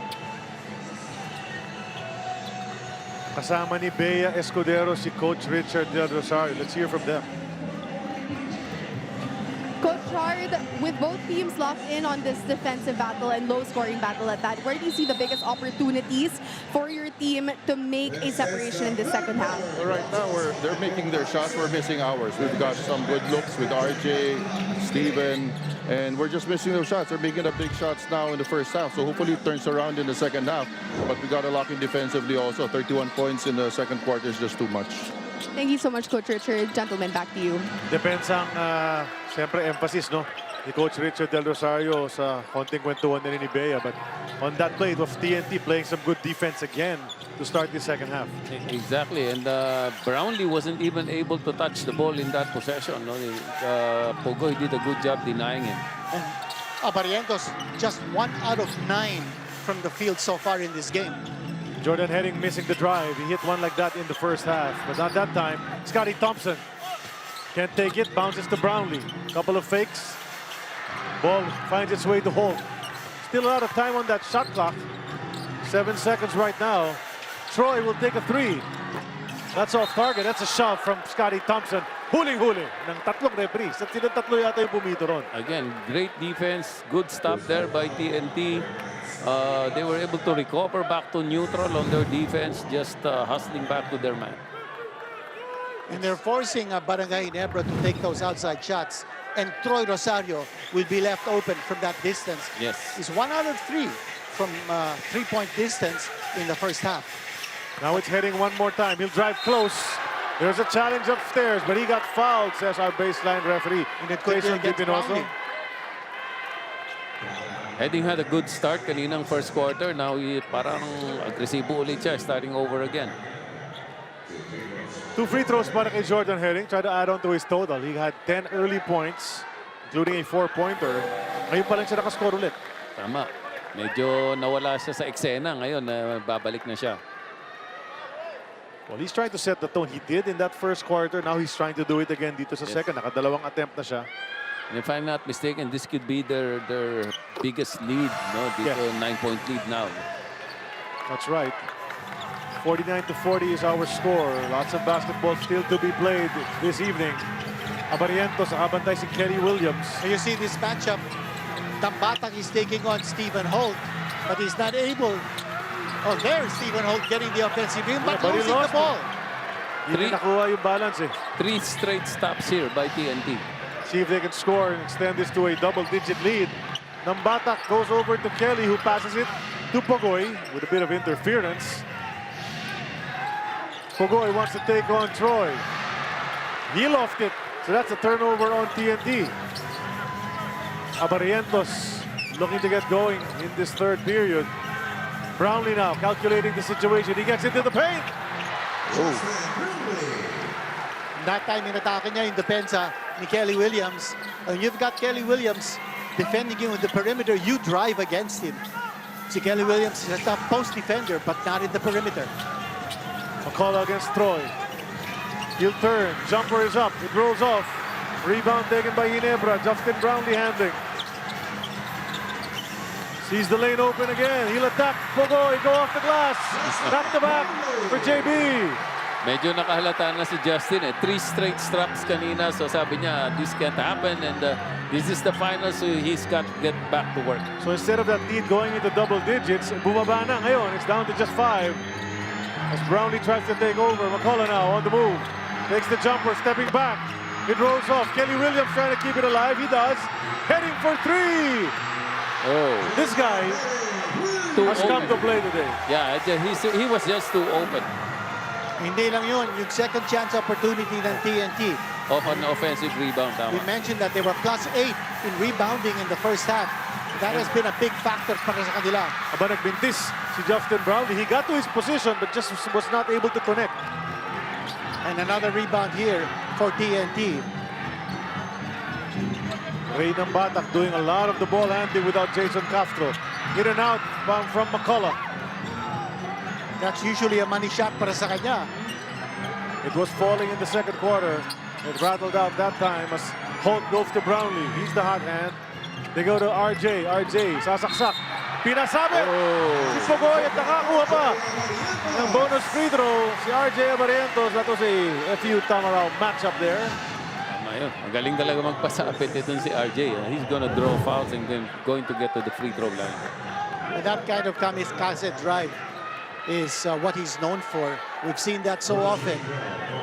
Getting the basket on the drive, tapos yung bonus free throw. Speaking of kamikaze, it is the birthday of the kamikaze kid, Alex Marquez, today.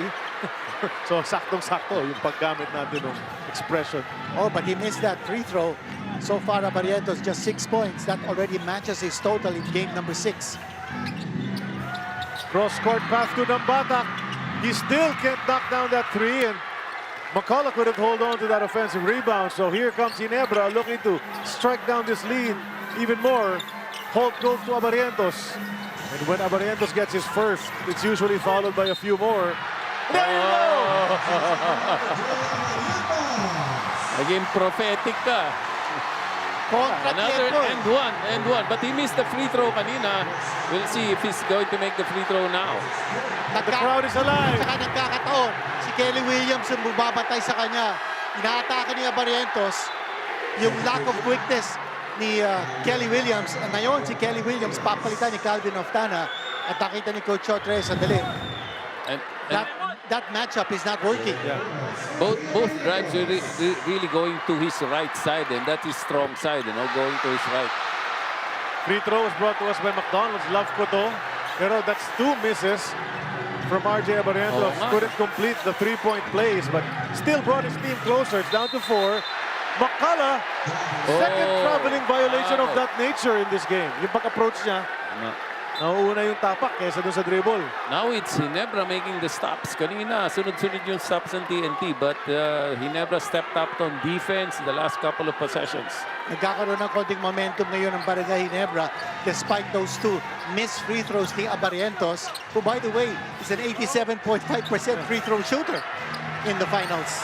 Ito na naman, Brownlee wanted to go to Troy, instead went to Stephen Holt.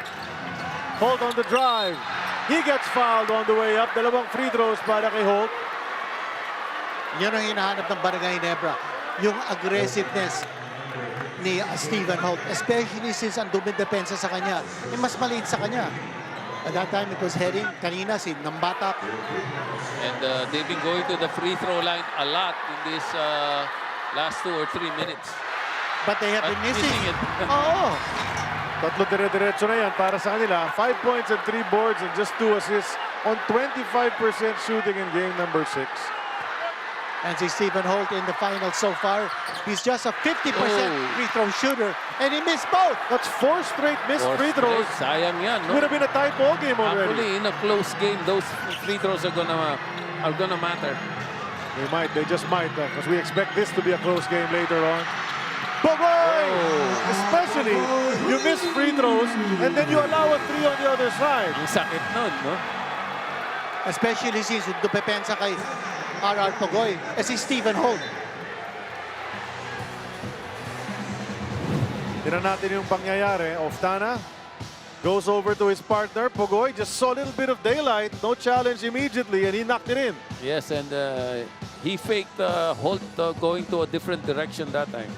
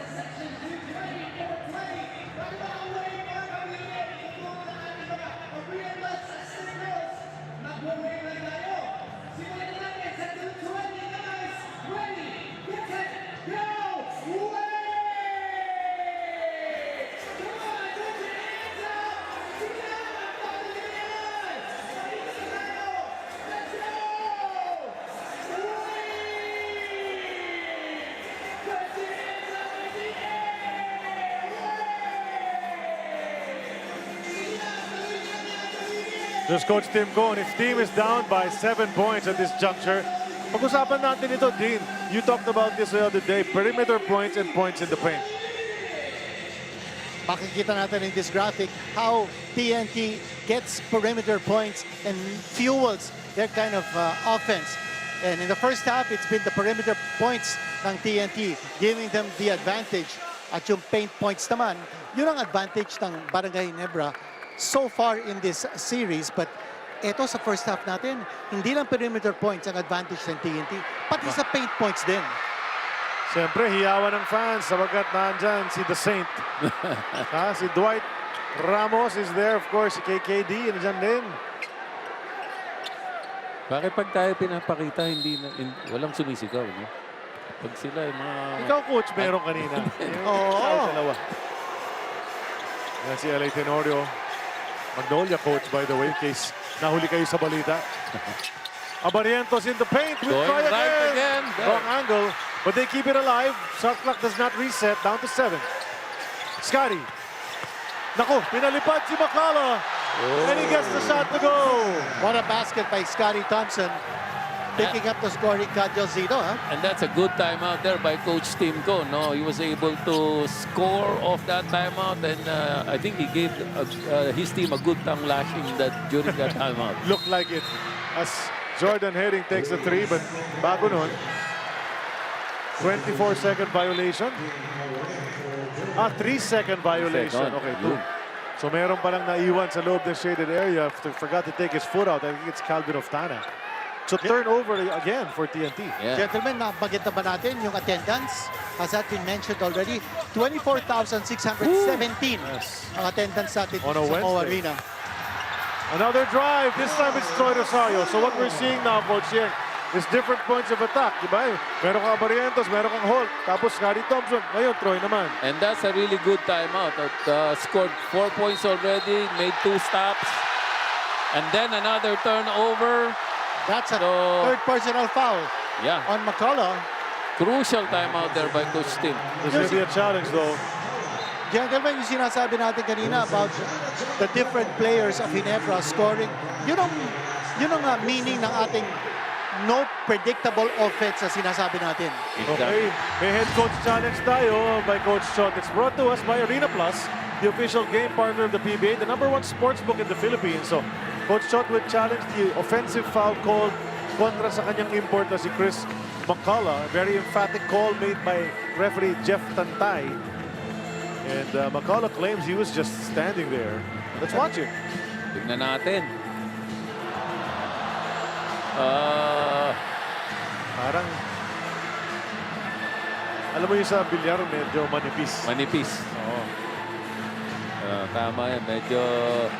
Kasi ang galing talaga magbenta ng tawag nito mga ano. Yeah. That's a skill. That's a skill actually.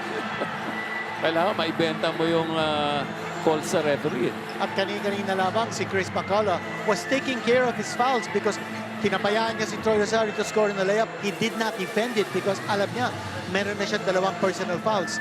Ngayon natawagan siya that this would probably his 3rd if this challenge is unsuccessful. Ito na announcement. Pagkatapos po ng aming review, meron pong illegal pick si Chris McCullough. Therefore, the challenge made by the token text is not successful. Okay, they're gonna stick to it. They're gonna insist that there's something Illegal did happen pick. there. Illegal pick. Actually, gumalaw yung backside ni McCullough and that caused... Meron nga sigurong contact talaga. That caused Just Barrientos to go yeah, down. manipis nga eh. Pero meron. Pero pang ilang foul? Pang-4 na yata ni... 4th. Pang-4? Oh. Pang-4 na. Akala ko pang-3 lang. That's gigantic. That's why he had to Coach Chot had to rest him and put him on the bench. And that's why he had to challenge it, just in case makalusot. But here's RJ in the paint again. Right side again, going right. So they've crawled back. It was a 9-point lead. Now it's down to just 1. They have to take away that right drive by RJ. He's going right and going all the way to the basket. You know, it's all about dribbling wizardry. Natuto yan kay Johnny Barrientos. The way he's able to dribble that ball. Pogoy, last time they scored was a 3-pointer from him. Now he'll turn and draw foul. Stephen Holt is the guilty party. Free throws para kay RR Pogoy. And the thing about Pogoy, he's a creator. So he'll find ways to get points, whether it's from the line or from the field. And you also notice that it's just single coverage. Kayang-kaya ni... That's the Gortat screen there by Troy Rosario. Yeah, beautiful. Well, sinasabi nga natin kanina, X-Factor si Troy Rosario. Kabila naman si Pogoy. Puntahan muna natin si Eileen Shi. Charlie Dean and Coach Yang, no plays were drawn in the latest huddle, but Coach Tim Cone was visibly displeased dahil ika nga niya, we can't keep missing free throws and at the same time lose a man like that. Dagdag pa niya, we're not working hard enough. We need to step up and give it everything we've got. He also explains that he hasn't seen the fight and moving forward, the ask was to defend better and focus on getting stops. For TNT, ang hinihingi na lang ni Coach Chot is to defend without fouling dahil ika nga niya, Ginebra has been getting their points over fouls and turnovers. Back to you. Thanks, Eileen. Lead is up to 3 now with the 2 free throws ni RR Pogoy. 5:20 to go in the 3rd. Barrientos waiting for the choice screen. Calinato is in the game, first time. Ito si Brownlee kontra Pogoy. Yan na naman, binigay kay RJ. RJ will try to attack. Leans into Oftana. The referees are not going to buy that one. That's a good non-call there by the referees. Oftana left it for Heading. That's a 3 from Jordan Heading. And that's a big shot. Yep. 18 points now for Heading. Pamatay sumunod yun. Big basket there scored by Jordan Heading. And back to this one-on-one affair. Brownlee, someone was open. Yeah, that's the double team and then Ginebra finding the open man. Somebody forgot. Troy Rosario loves to lurk dyan sa ilalim. Nag-aantay, abang-abang lang yan sa mga drop pass. Tama. Yun ang role niya actually. Already with 11 points to Troy Rosario. Here's Heading once more. Oh, he's hot now. This guy's just knocking them in. That's 2 in a row para kay Jordan Heading. And he's brought the lead back up to 7. It was down to 1. Sumagot naman si Jordan Heading with a couple of trays. With 4:22 remaining, Coach Tim is forced to call a timeout. Here's a 3-pointer brought to us by Arena Plus Sportsbook. That's the second one. He just... Ang bilis mag-turn ng momentum, no?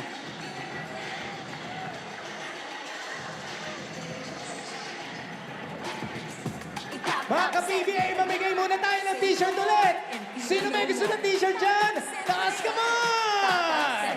Make some noise for your top 10!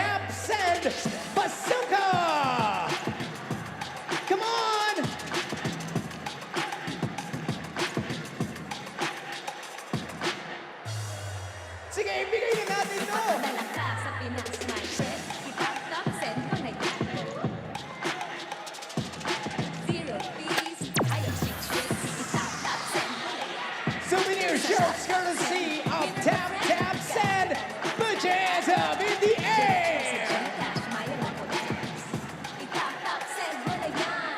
Mga ka-PBA, para sa mabilis, safe at sulit na padalove to the Philippines, download Tap Tap Send. The choices of making sense for all OFWs worldwide and get additional $20.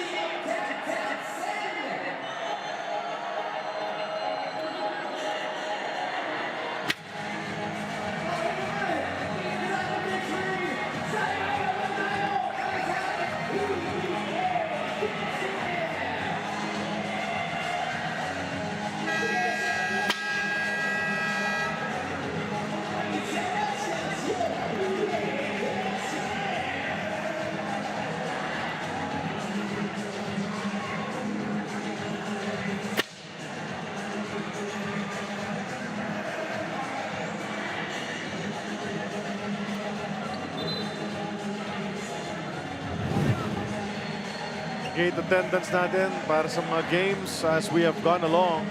From game 1 to game 6, yan ang mga numbers. 11,000, naging 18, bumaba na 16 on a weekday. And then, Araneta Coliseum 18, 22 the last game. And today we've got 24,617 as the Dean mentioned earlier. So we thank all the fans for coming out. And of course, everybody watching us now on RBTV and One Sports YouTube. Take it away! But hindi nahawakan ni Calvin Oftana. Couldn't keep it in bounds. But still good hustle. Good hustle there by Calvin Oftana. All about the defense ng TNT. They're fighting for every possession, disrupting the flow of the offense ng Barangay Ginebra. Madalas natin sinasabi yung Barangay Ginebra, when they win, it's because their assist average is up high, 25.3.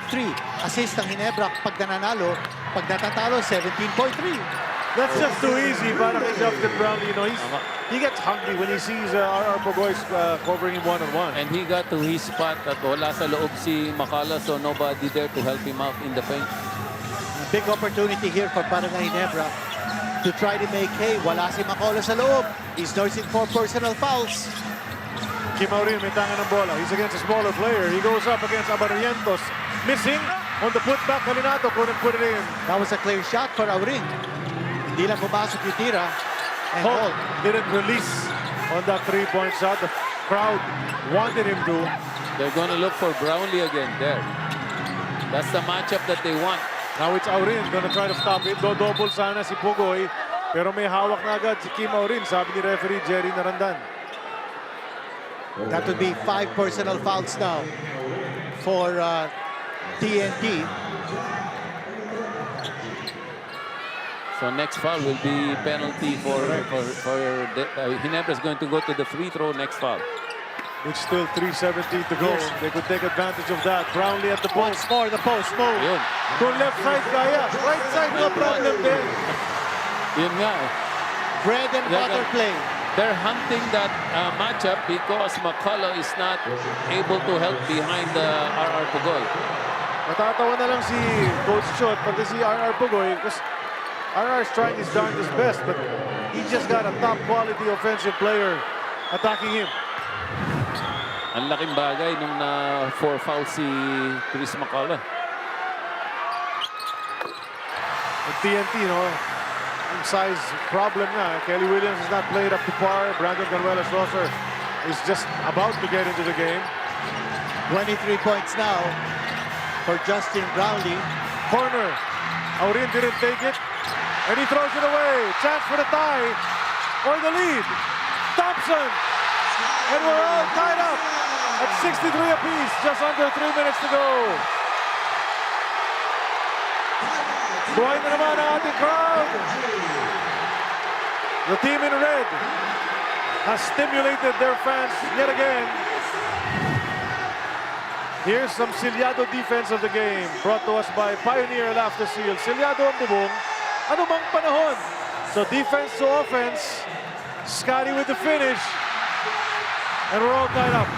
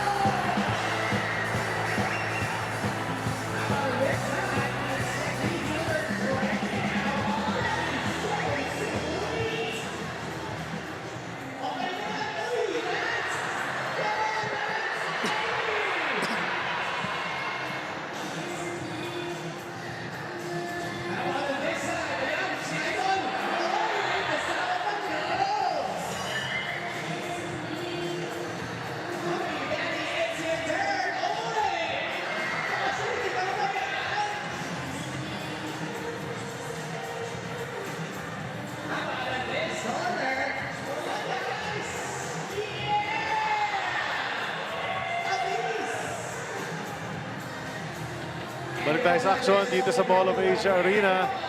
Game number 7 ang ating labanan, and it's 63 all with 2:52 to go in the third. I'm Charlie Cuna. Beside me are the Dean Quinito Henson and Coach Yeng Giao. And here was that steal, and then the finish from Scotty. Yes. Or you see that defense ng Barangay Ginebra. Na-anticipate nila ang hinaharap ng TNT si Jordan Heading because Heading has scored 3 consecutive 3-point shots. Na-pressure sa depensa si Kim Aurin. They knew he was gonna pass it back out to someone who would be open. Hinantay nila. Dumating yung bola kay Heading. That's why they were able to get the steal. Well, Scotty in some sort of a slump in the last 3 games. Sobrang baba ng mga porsyento niya, yung production niya. Even on the rebounds, you know, you're asking for more from a guy like Scotty Thompson. But it's winning time today. It's Game 7, and he stepped up. And nakita natin kanina, opening seconds pa lang, tinamaan na sa mata itong si Scotty Thompson. Now he has 14 points, 6 rebounds, and 5 assists. With 3 steals. Oh, 3 steals. Dumidepensa din, Coach. Oh, delikado pala matamaan to sa sa mukha. Gumagaling, ano? Oo. Pag nagagalit.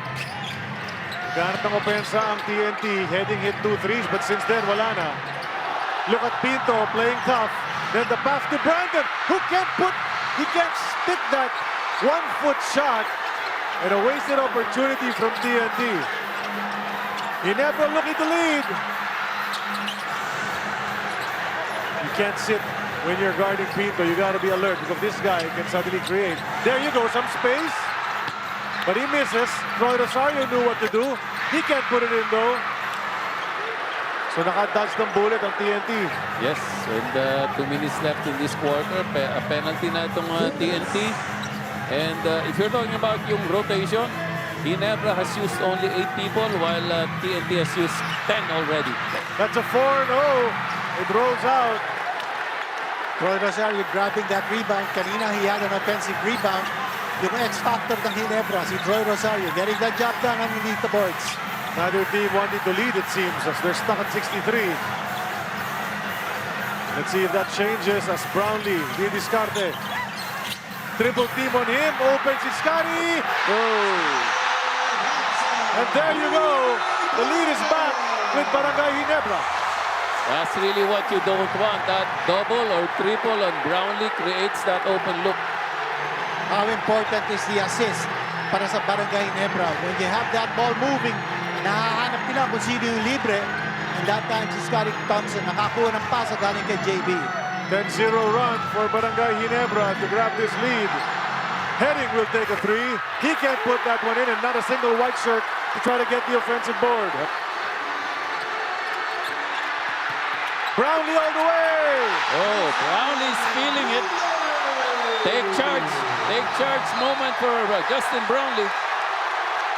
And that's a 5-point Ginebra lead. The tables have turned, gentlemen, with 51.7 remaining in the third.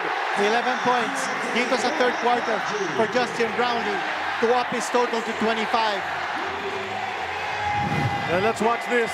Brownlee had to pass off dahil na triple team siya, but Scotty did not disappoint. The 3-pointer brought to us by Arena Plus Sportsbook. And the score is 68-63 in favor of Ginebra.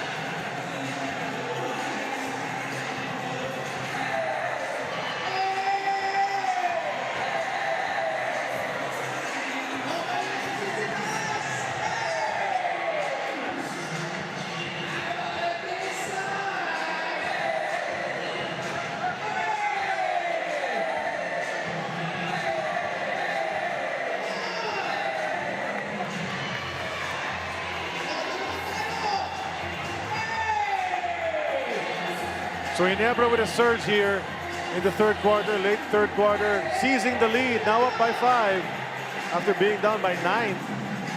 So sunod-sunod ang kanilang mga tira. And RJ Barrientos has contributed. He was the best player of the conference in the past. Ito yung mga nakukuha nila mga awards. Alexander and Hildebrand, Brownlee and Scotty couple of times. And then this conference, it's Brownlee and Barrientos. So they're used to sweeping the 2 awards. It's happened more than once.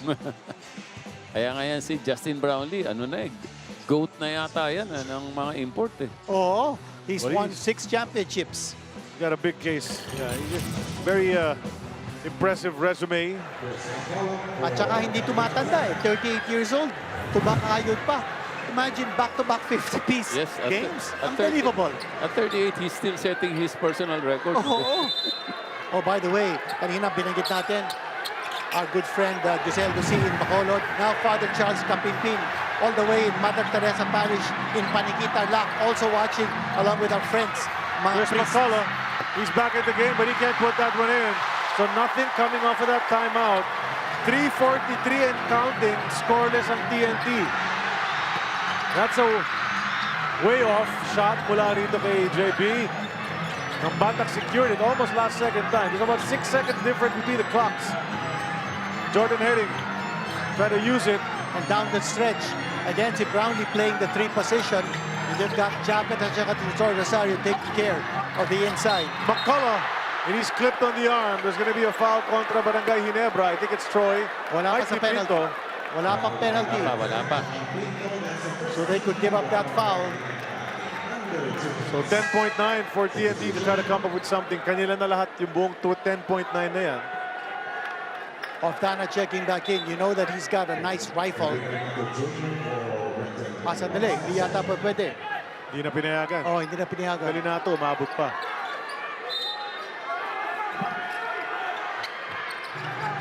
Jordan Herring. He's been hot in this quarter. He'll step back, take that 3. He'll miss.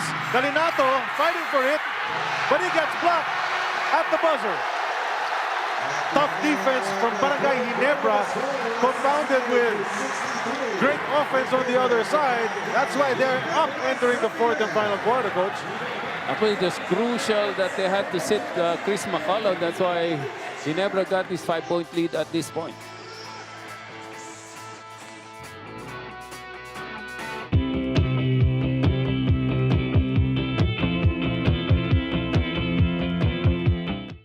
Ikaw ba, alam mo ang tap-tap send at gumagamit ka ba ng tap-tap send? Yes, tap-tap send ang ginagamit ko kapag nagpapadala ka sa Pilipinas. Kakapadala ko lang last.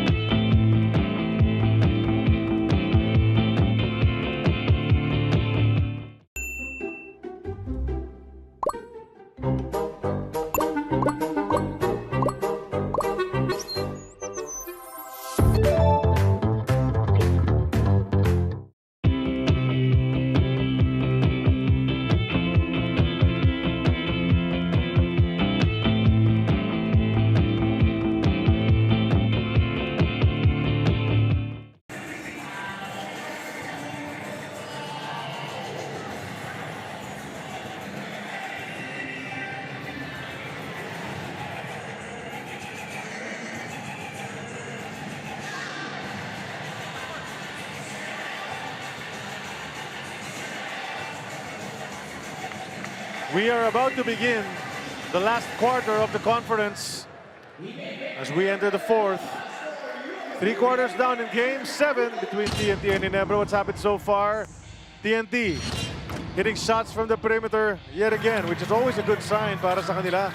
They're up by 18 in that department, 33-15 on perimeter points. So guys like Jordan Herring and R.R. Pugoy have been pretty much on the mark. The imports, hey, they came to play today. Not as prolific as the last game, but Justin Brownlee doing his thing. He's got 25. McCullough has been stuck at 17. He's got 16 boards, though. That's about his average for this game. So we're being treated to a good pair of imports. But Scotty Thompson has regained his old form after a 3-game slump. He's got stats across the board as usual, despite a hit to the face in the first minute. Yes. So mukhang na-motivate siya doon. So here we are, 12 minutes to go, guys. And Justin Brownlee played all of the 12 minutes in the third quarter. I don't think he's getting any rest. Ay, wala na yan. Inaupo yan, Coach. Well, si McCullough hindi naka-score the third period. And here's a travel and a turnover against TNT just to start the fourth quarter. Momentum clearly on the side of Barangay Ginebra. But didn't really see what happened on that play. A turnover and a travel. But ang TNT, they have to go back to what gave them the lead early in this game. Ang depensa nila. Pinto, short on the three. They keep the possession. Lots of time remaining. Troy Rosario with another big offensive rebound, giving Ginebra another opportunity. The pass to Japet. Couldn't finish. Nice challenge upstairs from Calinate Jr. Nambatak heading the other way. Naghahabol ang TNT. 5 ang lamang ng Ginebra. McCullough, the up fake. And then the bump from Japet. It's going to be a foul on Ginebra. TNT giving Ginebra a different look there on their defense. They turned into a zone the first few possessions of this quarter. And TNT did that in that semifinal series against Baralco. Yung press nila, yung 2-2-1, tapos sliding into the 2-3 zone. Ito si Pogoy, hindi pumasok. Oh, big rebound. Scotty Thompson, what a game he's enjoying. Rising up above everyone else, and then Japet gets it downstairs. Oh, no. Oh, that's the fifth from That's McCullough. a big foul by McCullough. Foul number 5. Yeah. You know how important you are if you're an import. You'd rather give up and get that at 2 points instead of risking that fifth foul. And Coach Yeng, by design yun. Yes. May contact talaga. Yeah, may contact. And Japet Aguilar did the right thing. And I'm sure napag-usapan yan in the timeout of Barangay Ginebra. You attack the defense of CMAC, put him on the brink, now with 5 personal fouls. Free throw brought to us by McDonald's. That's really big. That's really big. That's huge. Because you effectively take him out of the returning, of the effectiveness that he has been providing since the start, especially on defense. And he's going to be a point of attack from here on. Oh, for sure. And note that McCullough hindi pa nakaka-score dito sa ating second half after scoring 17 in the first half. And that lead is growing for Barangay Ginebra. It's up to 7 right now. Biggest lead on TNT was 9. Ito, biggest lead ng Ginebra. Points is what TNT needs. Somebody's got to score sooner or later. McCullough will try. He's unable to finish. They get it back. Nambatak won't force it. Pogoy from way out will attack. Tipped away. Pogoy will drive. And what a goal. Well, he's stuck with it on that play. Yeah, they're just going one-on-one. McCullough and then Pogoy, so they're playing off their offense. What a basket by R.R. Pogoy, beating the shot clock.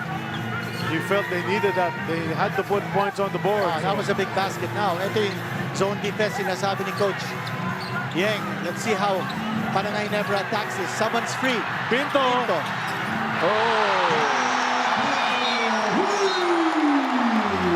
Danger there. Ito si Pinto. Pagkatapos siya naka-score ng 3 points, hina-5 pa niya. What's LA Tenorio?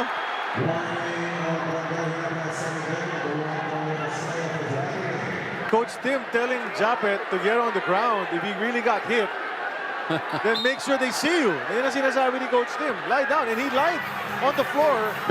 Dinemonstrate talaga ni Coach Tim. Pero tumayo na rin si Japet. Ngayon, I think he got kneed, perhaps. He's holding on to that groin area. Yeah. It's always a concern when those muscles mapapalitan siya dito. Get strained. Hindi. Ano, papalitan ba si Japet o hindi? He was heading out already, but it looks like the coaches aren't budging. Naka-recover na rin siya. Ito, papalitan. Ito na nga, natuloy na nga. Stephen Ho si Japet. Yeah. He wanted to be changed. CMAC at the line, 67% free throw shooter. Oh, he's heading straight for the dugout, Japet Aguilar. They're gonna check him there. In the meantime, McCullough living on borrowed time right now. Just 1 foul would graduate him from this game. Now we'll see them attacking the defense of Chris McCullough. Pero That's wala why si they turned Jacket. into a zone kanina. Ito yung sinasabi natin yung 2-2-1 tapos sliding into 2-3 zone. We saw TNT using that successfully against Meralco in the semifinals. Brownlee in the paint again. Oh, again, they went to Chris McCullough. They attacked Chris McCullough there and he couldn't do anything. Pinabayaan na lang ni McCullough for Brownlee to score. And he's right now a defensive liability. That's right. And it's getting too easy for Ginebra, coach. They're just laying up that ball. Yun nga eh. I think nawala yung movement ng bola ng TNT. si Pugo is trying to do it by himself at this point. Almost thrown away, pero nakakuha pa rin ni Pinto. Scotty finds Holt. Tipped away by Nambatak. Ball is live. Holt will try to bring it back with 3 seconds to go. He's got to try to score. He puts it up and misses, and that's going to be a 24-second violation. You love the effort from both players, Nambatak and Holt. By Ray Nambatak. Si Troy Rosario nakapunot pa ng offensive rebound. Bago sila naputukan ng 24-second shot clock violation. You know, I've been mentioning Troy Rosario being the X factor because back in the Commissioner's Cup last season, nung tinalo ng TNT Ginebra in game number 7, Troy Rosario played sparingly, only 2 points because he was injured. So he promised to come back strong in game 7 this conference. Ginebra players telling their coach to challenge. They felt it was straight out of bounds. And indeed it is. They changed their call. The senior referee said he had a better angle. So, papunta na ang bola sa panig ng Barangay Ginebra, looking to bring this lead up to double digits. But before that, Aileen muna. Gentlemen, coming into the fourth, trailing Barangay Ginebra, Coach Chot Reyes reiterated that this is the winning quarter. What he asked for is to run the motion with R.R. Pugoy, all while reminding his players not to be afraid of doubling down on Justin Brownlee. Now, para sa Ginebra, tama kayo that they want to take advantage of C-Mac's foul situation. Kaya naman ang hiningi ni Coach Tim Cone in the latest huddle is to create a wall to keep C-Mac at the perimeter, all while asking the bigs to stay at home at the paint. Balik sa inyo. Well, they force another stop there, so it's offense that TNT is needing. It's not been there at all. He gets it back. He gets fouled. He'll miss. Pero dalawang free throws ang ibibigay kay Chris McCullough. McCullough, we're talking about free throws. Kailangan pumasok din ang free throws ng TNT ngayon. And very aggressive si McCullough in trying to get his basket. Alam niya, borrowed time siya rito. Kanina, against that 2-3 zone defense, nakahanap ng plong si RJ Abarientos. Hindi lang pumasok yung kanyang medium-range jumper inside the lane. Free throw brought to us by McDonald's. Love ko to. There's a lot of time left, no? 8 minutes and 13. So it's not time to panic here for TNT. And the crowd is getting into this situation also. For sure, Coach. And applause, of course, for Knights Pinto, who went back to the bench dahil nakakontribute siya. Couple of hustle plays and a three-pointer to boot. At binalik nila si Scotty Thompson. It's a zone press now by TNT. Gotta try something. Down by 6. And in a game as close as this has been, a 6-point lead is huge. Scotty, with baseline pass sana. Kimorin taps it out. 9 seconds left in the shot clock. Actually, the zone is disrupting the rhythm of Ginebra a little bit. It puts a test to how they are able to move that ball around to find the opening. Thompson having trouble getting that ball in. Brownlee got it in time. He'll go to Scotty on the corner. It popped out. And Jordan Haley gets the rebound. That was halfway down. Ito si Chris McCullough. And he'll draw another foul. Free throws na naman. Being very aggressive, Chris McCullough getting to the free throw line. Well, you try any which way to score points, especially when the shooting has gone south. And what's good about that is it took him only three seconds to get to the free throw line from the rebound. Puro free throws ang pinupuntos dito ni McCullough pag miss that time. That's big, that's big. That's 4 points for McCullough in this quarter, all from the line. And Heading will sit. He's been playing heavy minutes, handling the ball most of the time. At binalik ni Coach Shot si Glenn Cobuntin, who no doubt will be defending. Brownlee, 2 missed free throws for McCullough. 2 missed free throws by McCullough. Importante yun. He's either feeling the pressure or he's feeling fatigue. Fatigue, pwede nga, pwede. Ito, si Scotty Thompson calculating the situation, goes to RJ. Abarientos in the paint. Missing. Nampatak the board. Still a 6-point lead. They go to the 3-point area. Kobuntin. He can't put that one in, and he normally hits that type of shot. And that was a wide open shot.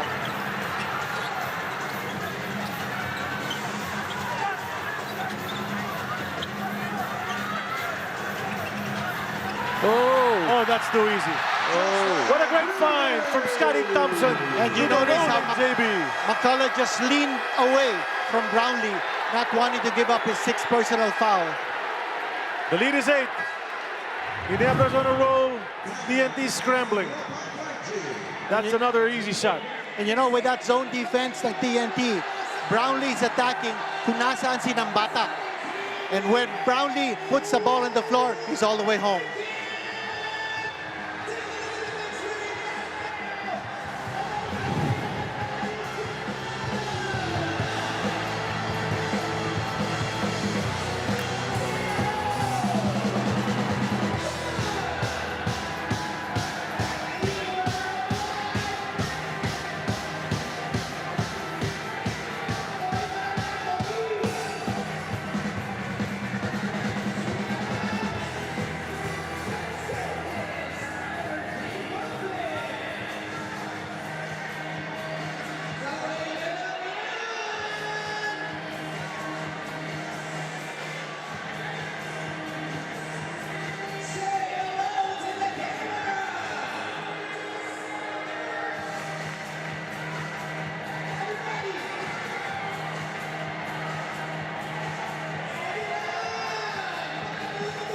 Barangay Ginebra has taken over the momentum clearly on the side of the Gin Kings as they try to build on this lead. But this is what people outside are looking at because they can't fit anymore inside.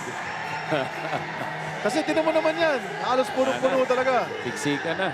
And talking about attendance, itong attendance natin of 24,617. Yan po ay bagong all-time PBA attendance record sa MOA. And that information coming from our PBAologist, Fidel Mangonon. Yung previous record was Game 7 of the 2015-16 Philippine Cup between San Miguel at Alaska. That was 23,616. That record has now been surpassed tonight. Well, it's a huge crowd. They're being treated to some quality basketball. I know that guy. I think that's 30. 30 laps. Mukhang bland na rin ang buhok nito. Dwight, we mentioned earlier.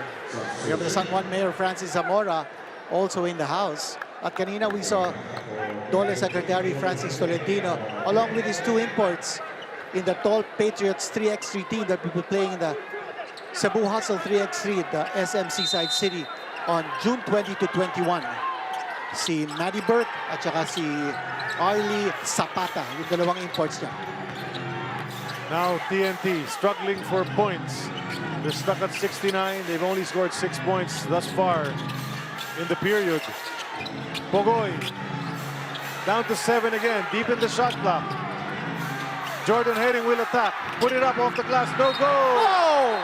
Scotty climbing the ladder one more time, but there's going to be a loose ball foul on someone in red. And it could be against Scotty, but what a sweeping rebound. That's gonna put Stephen Holt. That's gonna put Ginebra in penalty situation with still 6 minutes 36 left. That is a problem. And TNT, iisa lang ang kanilang team foul. Nakahawak si Holt kay Bacola sa play na yon. Another chance for TNT to put some points on the board. Ginebra's defense has turned it up as well. Blocking foul is what is called against Holt. That's 2 in a row. That's going to be Matic free throws na. Free throws na yan. And McCullough's doing the right thing actually. Not wasting time and going to the basket early so that he can get to the free throw line. But he needs to make the free throws. Oh yeah, Exactly. he missed kanina, but he's not taking too many jump shots any longer. He's just attacking, being aggressive, getting to the foul line. Now, we also noticed that that's 3 straight. Yeah. We also noticed that back in the 3rd quarter, and TNT was held to only 16 points. So yung depensa ng Barangay Ginebra is really working overtime dito sa ating second half. What a time to miss your free throws.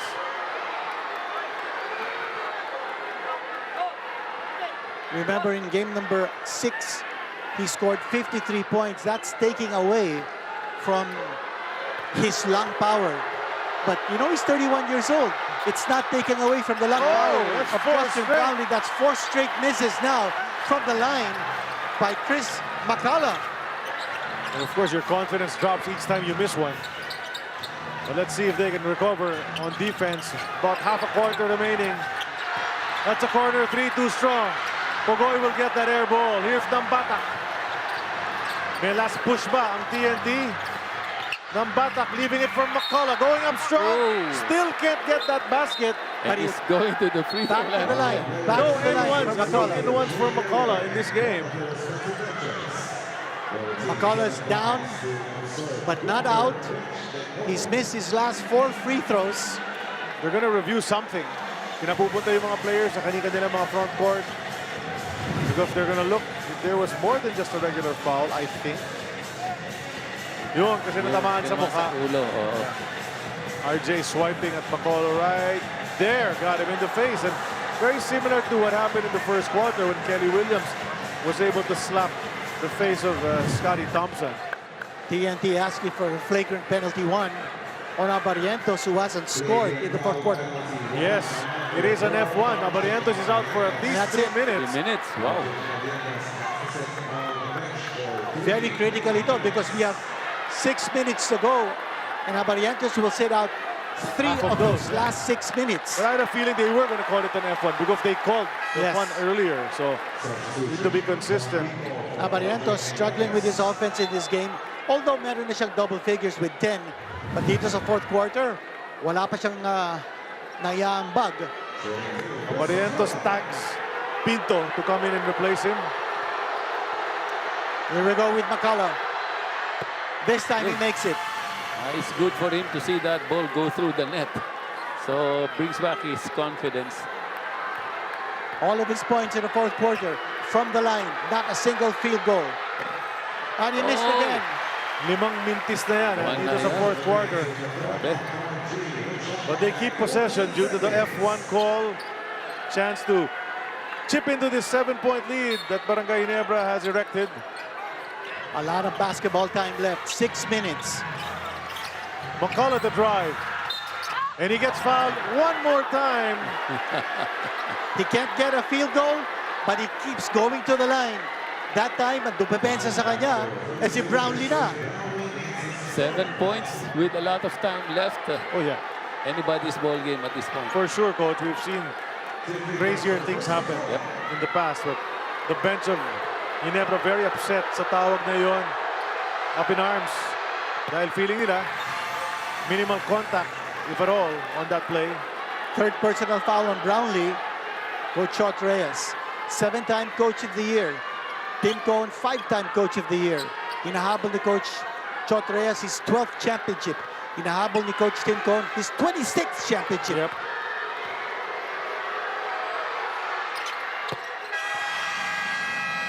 He makes them both. There's a 5-point lead with 5 minutes 57 left. That's right. And timeout is called with that much time, as Coach Yang said. And it's a 5-point spread.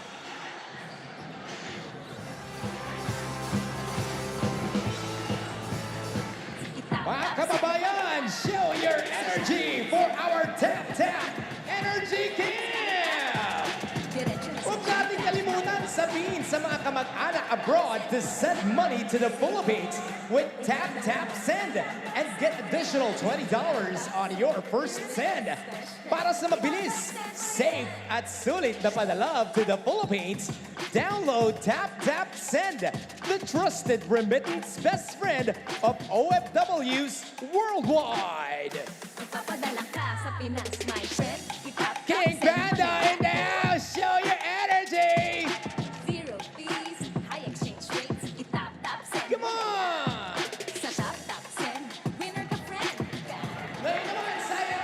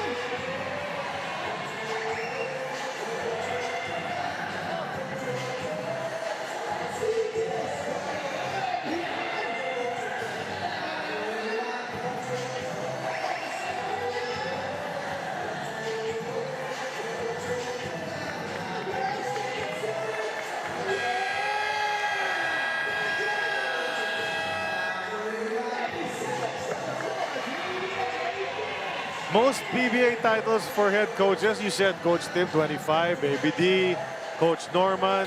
And somewhere down there, there's a fellow with 7 championships. And he's right here. This Coach Yang Yao right beside us right now. So it's an honor for us to have Coach Yang on the panel for this game number 7. Tommy Manotoc, don't forget, at 6 championships. Always an honor and a privilege to be with Coach Yang and sharing insights on basketball with him. But he'd still rather be there on the court. Of course. Than beside us, than between the Dean and I. And me. Here's JB. Looking for someone to go to. He goes to Holt, who puts it up. Still can't find the range, so that opens up the door for TNT, 5.5. Yeah, this is just a 2-possession ball game now.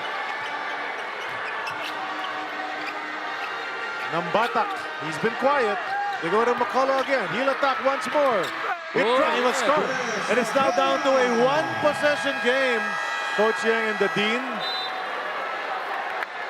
with an eternity of basketball remaining. Yes, things can turn around real quick here.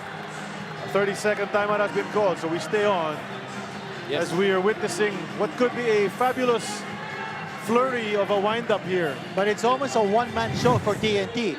They're going to Chris McCullough. They're giving him the ball. He's nursing 5 personal fouls. But without him, TNT would not be in this position, down by only 3. One thing going for TNT is Ginebra is in penalty early and they only have one foul. TNT only has 1 foul. Right. So they can take risks, but not McCullough fouling.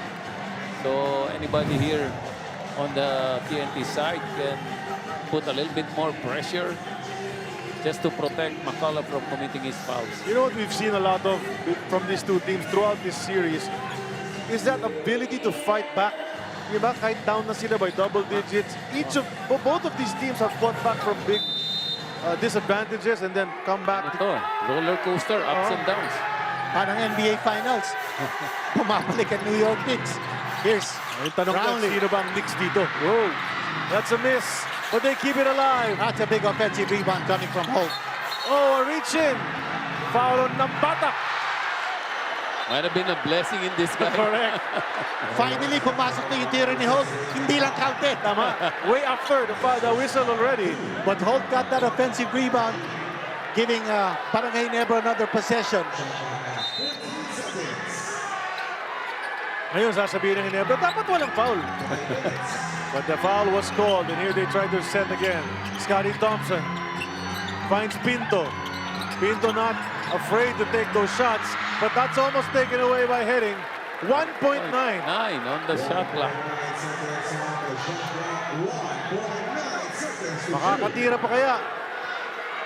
This is going to be a catch-and-shoot situation.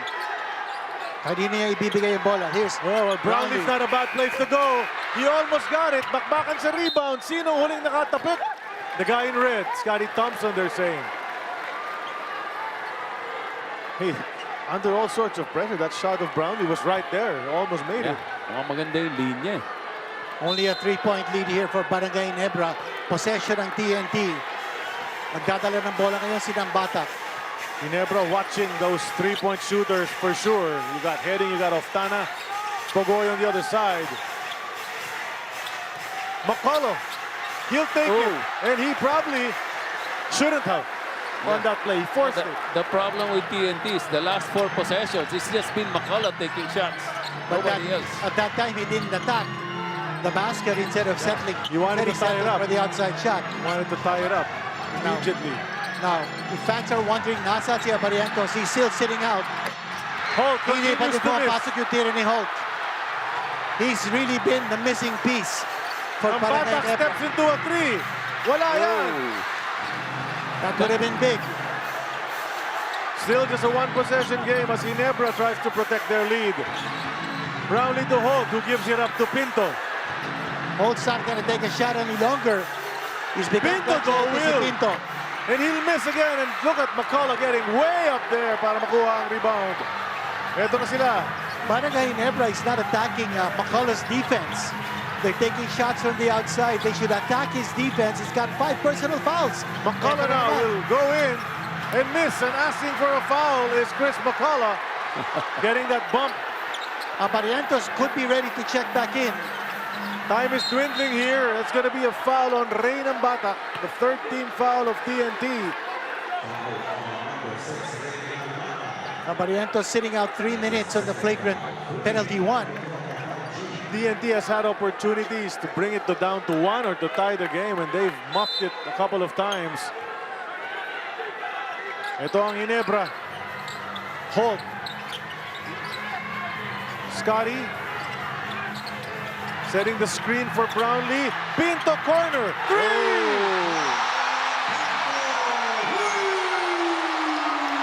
That's big, that's big. That's what you give up when you're playing that zone. That's gigantic, and Pinto. That's 2 3-pointers by Pinto here in this quarter, while Barrientos is sitting down. And the thing about, as we see a wedgie, the thing about Pinto is he has that courage to take the shot because he just missed one from upstairs. And now the corner, he put it in. Now Barrientos is checking back in. Tapos yung 3 minutes sit out niya. Here's a panalo play of the game. Hatid sa atin ng TNT. Nards Pinto. Pinto out. Holt comes back in. So si Pinto dapat ang pinalitan ni Barrientos. There was a mistake in the first sub. So even after hitting the big shot, they can pull you out. But you've done your share already. May ambak na, kumbaga. Tama. Still a lot of time left here. Oh, yes. 2:44, 6 minutes. Ginebra ahead by 6. Timeout. Pwede pa to, pwede pa. 30, tinawag ni Coach Shot. Konting instructions lang na kailangan ibigay dahil 2:44 na lamang ito at 6 ang hinahabol ng kanyang kupunan. Ginebra looking to stay ahead. Yes. Actually, TNT has been trying to force their shots, not getting any offensive rhythm. And yung mga tira ng Ginebra, they're coming off their passes, coming off assists. That's why they're getting better percentages on their shots. External wall for the fans who could not make it into the Mall of Asia Arena. So they're watching from outside. That's the trophy na iuuwi nila nung kupunan na mananalo sa game na ito. It's been a very low-scoring fourth quarter. Ang TNT has scored only 11 points so far in this quarter against Ginebra's 12. A +1 nga lang. So the 5-point lead at the start is now up to 6. And tama yung sinasabi ni Coach Yang kanina, no? This has been a very defense-oriented game. Nabanggit na natin kanina yung 3 wins ng TNT. On the defensive end, they've held opponents or they've held Ginebra to only 94 points a game. Ang Ginebra naman, pag nananalo sila, they've been able to hold TNT to 99. We saw a glimpse of Jason Castro, who I'm sure is itching to get into the game, but he's injured. Sprained his ankle the last game. Good tip from McCullough. So TNT gets this possession and practically a must score para sa kanila. Pugoy. Looking for McCullough. They get it to him, but there's a double. He'll try to operate against Troy. Go up strong and finish. Back to a 1-possession game. Now they need a stop, but Ginebra looking to try to put this one away. It's all McCullough now for TNT. Going back to attack in the basket very aggressively. Lots of time though. Troy back out to Thompson. Barrientos balik kay Scotty. Titira ng 3. Holt keeping it alive. Barrientos. And what an announcement. I'm back in the game. And that's also what you give up, the offensive rebound when you're in a zone, and that 3-point shot came off that offensive rebound. I'll tell you what, Holt may be scoreless, but he has 7 rebounds in this game. And a desperation 4 from Chris McCullough. And with only 1 minute and 40, TNT has not managed its offense well in the fourth. They come off the zone and play man-to-man this time. Barrientos. Oh. Offense. Yep, there was a push, is what referee Tantay is saying.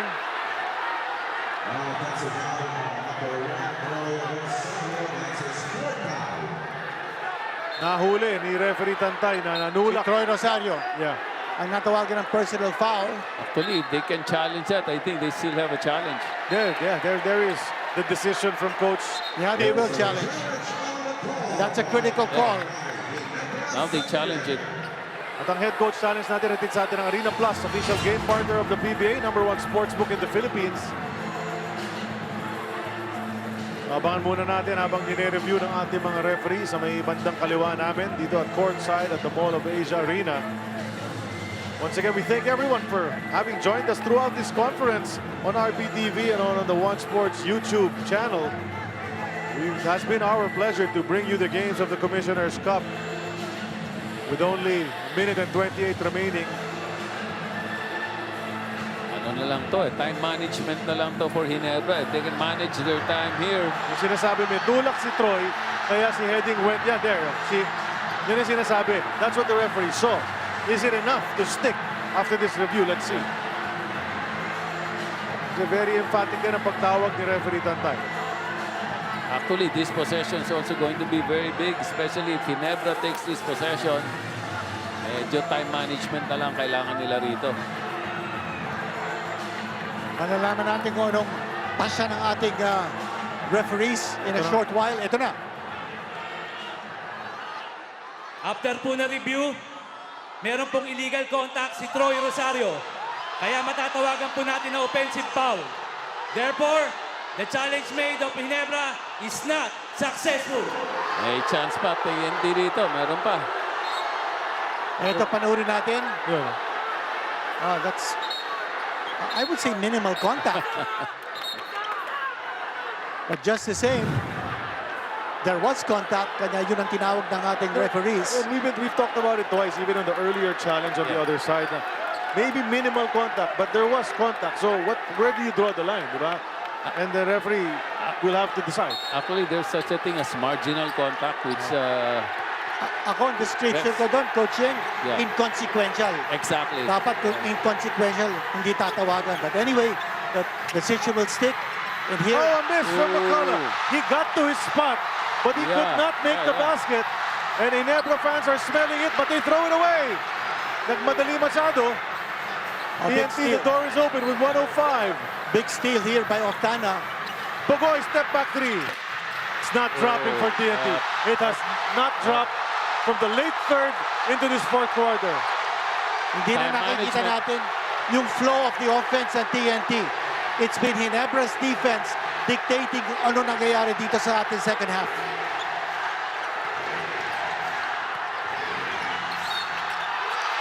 Brownlee draws the foul on the drive. Bogoy will be called for that one. 39.9 seconds. It looks like it's going to be a Ginebra championship here. Smells like it, coach. You remember that Barangay Ginebra has not won a championship in the last 7 conferences. And in the last 3 finals that Barangay Ginebra played, ang kalaban nila, TNT, talo sila in all those 3 finals appearances. And coach team's gamble of having Brownlee play in a big import conference paid off. So, sabi ng iba, maliit si Brownlee for this conference, but he's proving that... May curse pala itong TNT dito sa Mall of Asia Arena. Ganun ba? Ilang beses na nakita natin, 5 game yun. Talo sila rito in a crucial point. So, that's a miss. But Holt, he's picked up a couple of crucial offensive rebounds. And Ginebra looks like they're about to soak it up. I'll tell you, the unsung hero here could be Stephen Holt. Oh, look at alley-oop! Scotty Thompson. 100. 19 points for Scotty Thompson. What a time for him to explode. Ito na, Troy Rosario. That's it. Icing on the cake. Barangay Ginebra is going to win this championship. Ginebra is going to dethrone TNT in the Commissioner's Cup. After more than 2 years, Ginebra is champs again. And malaking bagay dito, no? McCullough getting into foul trouble at the end of the third quarter, having had to be seated for a couple of minutes. Momentum turning into Ginebra's way. And then they just poured it on from there. Coaching, 13 points scored by TNT in the 4th period. 16 points in the third period. A total of only 29 points scored by TNT in the entire second half. Defense ang nagpapanalo sa Barangay Ginebra.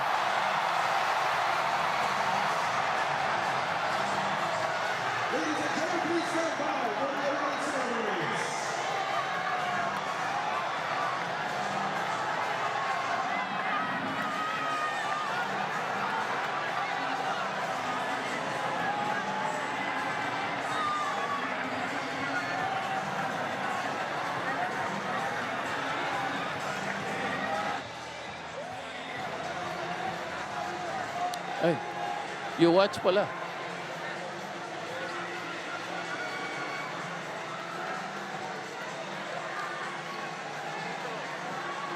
Ay, all right. Yeah.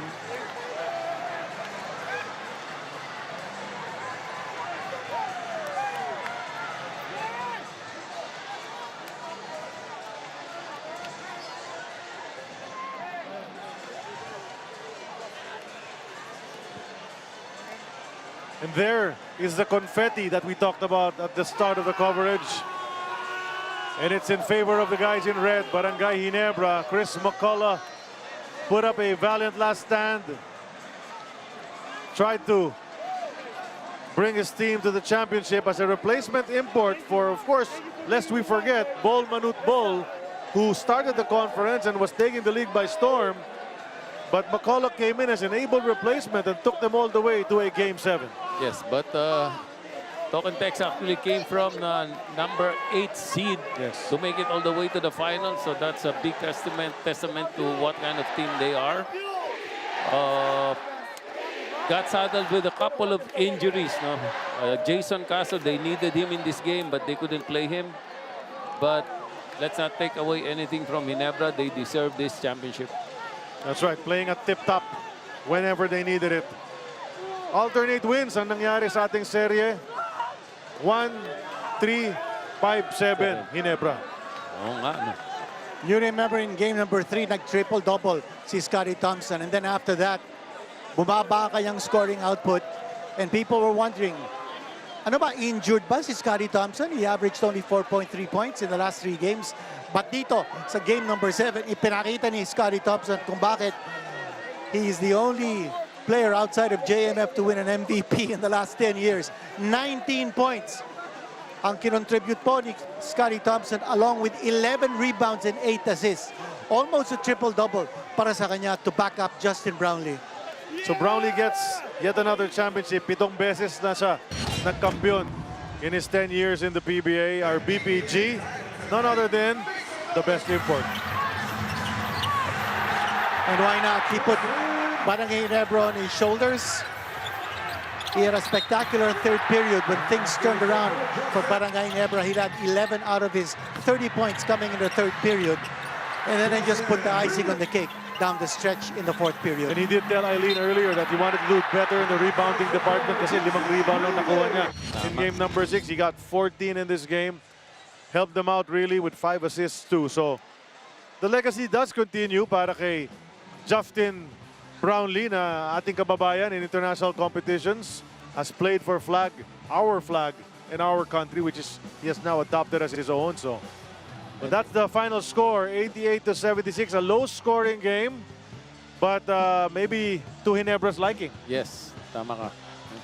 And Ginebra fans have been waiting 7 conferences for this, so excited sila. Manalo sila ulit ng isang championship with Justin Brownlee, RJ, and Scotty Thompson all contributing to this game.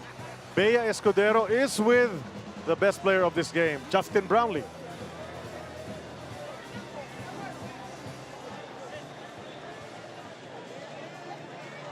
The 7th conference title drought has finally ended. Barangay Ginebra San Miguel takes the championship.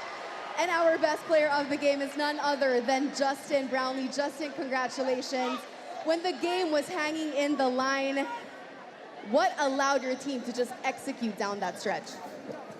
Man, it was these beautiful fans out here, man. They gave us the energy to go out there and win. We was down. Got to give a lot of credit to TNT. They came out and played hard the whole series.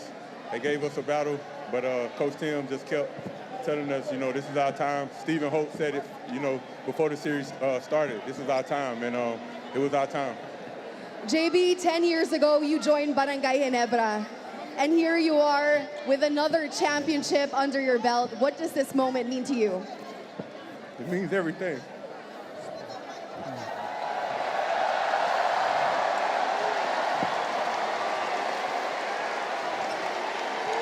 It means everything. 10 years ago, I would never thought, you know, I'd be playing still 38 years old and winning championships. But, you know, these fans, they give me the energy to go out there and just play for them, you know, play for my family and just try to do the best I can. It means everything, though. JB, look around you. There is a sea of fans supporting you through this whole journey. I'm sure you have a quick message for all of them. Thank you. Thank you for your, you know, unwavering support. Thank you. Salamat, salamat. I really appreciate it. Thank you. Thank you, everybody. Once again, that was our best player of the game, Justin Brownlee. Let's now turn it over to Eileen. Thompson, now an 8th-time PBA champion. Scotty, anong pakiramdam? You started out not so great with a cut in your eye to start the game. How did you power through and close out today as the champion? It's all God, no? Talagang sobrang sarap sa pakiramdam na nakuha namin ngayon. Yung pang-8 championship ko, I think this is the pinakamahirap, no, na nakuha namin championship. Kudos to TNT. Wala ko ibang masabi, kundi thank God sa championship na to. Scotty, just to ask a little bit more, na-mention mo na nga, ito yung pinakamahirap na championship for you. What were some of the challenges that you had to go through this conference? Well, personally, this is my very unhealthy situation na finals, no? Battling through ups and downs, battling through pains, but it's all worth it right now. Thank God na nakasustain sa series. Scotty, alam ko maraming nanonood ngayon na gusto mong pasalamatan.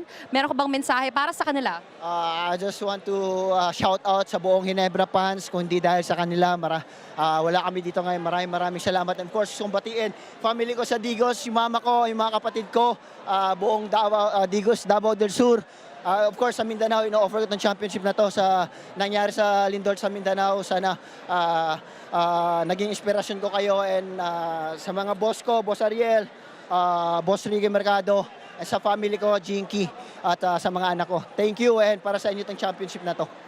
Thank you so much, Scotty, and big congratulations to you once again. Now it's time for us to turn it over to Judd. Mga ka-PBA, isa na namang solid na final series ang napanood natin, and it took 7 games to find out kung sino ang tinanghal na kampiyon in the Season 50 Commissioner's Cup of your PBA. Una sa lahat, gusto namin magpasalamat sa inyong lahat. Tonight, 24,617 of you watched. And now, before we crown our champions, let's also applaud the team that left everything they had on the court. Palakpakan po natin ang inyong runners-up, the TNT Tropang 5G. As we call on our runners-up, we invite, of course, our PBA Commissioner, Mr. Willie Marshall, and PBA Chairman, Mr. Ricky Vargas, to help award our runners-up.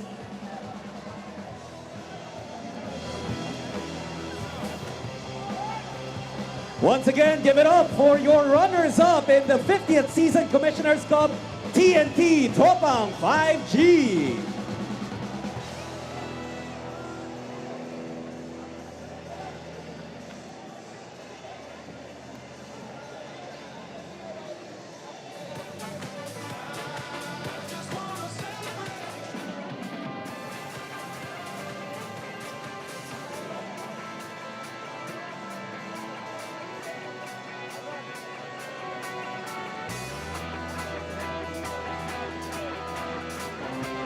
Maraming salamat sa lahat ng mga parte ng Tropang 5G.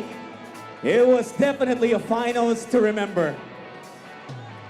Once again, your runners-up, the TNT Tropang 5G. At this point, we'd like to request Commissioner Willie Marshall and Chairman Ricky Vargas to stay on stage as we now welcome the champions of the 50th season PBA Commissioner's Cup, your Barangay Ginebra San Miguel. Number 1, Troy Rosario. Number 2, Jeremiah Gray. Number 4, RJ Abarientos. Number 9, Scotty Thompson. Number 10, John Arts Pinto. Number 11, Isaac Go. Number 14, Stephen Holt. Number 18, Ralph Gu. Number 22, John Abbis. Number 23, Raymond Aguilar. Number 24, Jason David. Number 25, Japet Aguilar. Number 29, Norbert Torres. Number 33, Kembar Carino. Number 34, Sonny Estil. And number 32, Justin Noipi Brownlee. Barangay Ginebra San Miguel is coached by head coach Tim Cohn with assistant coaches Richard Del Rosario, Olsen Racela, Patrick Partosa, Johnny Abarientos, and Jamil Lipae. Assistant team manager is Mr. Raymond Rodriguez, and team governor is PBA Vice Chairman Mr. Al Francis Chua. Muli mga ka-PBA, mga ka-barangay, your champions, Barangay Ginebra San Miguel!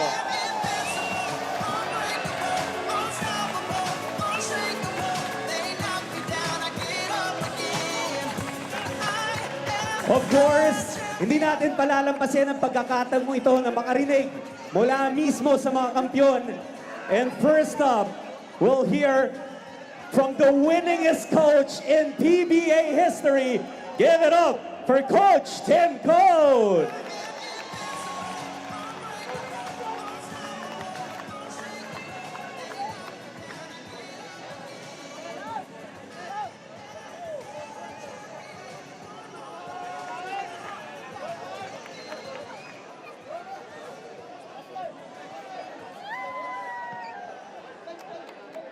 When,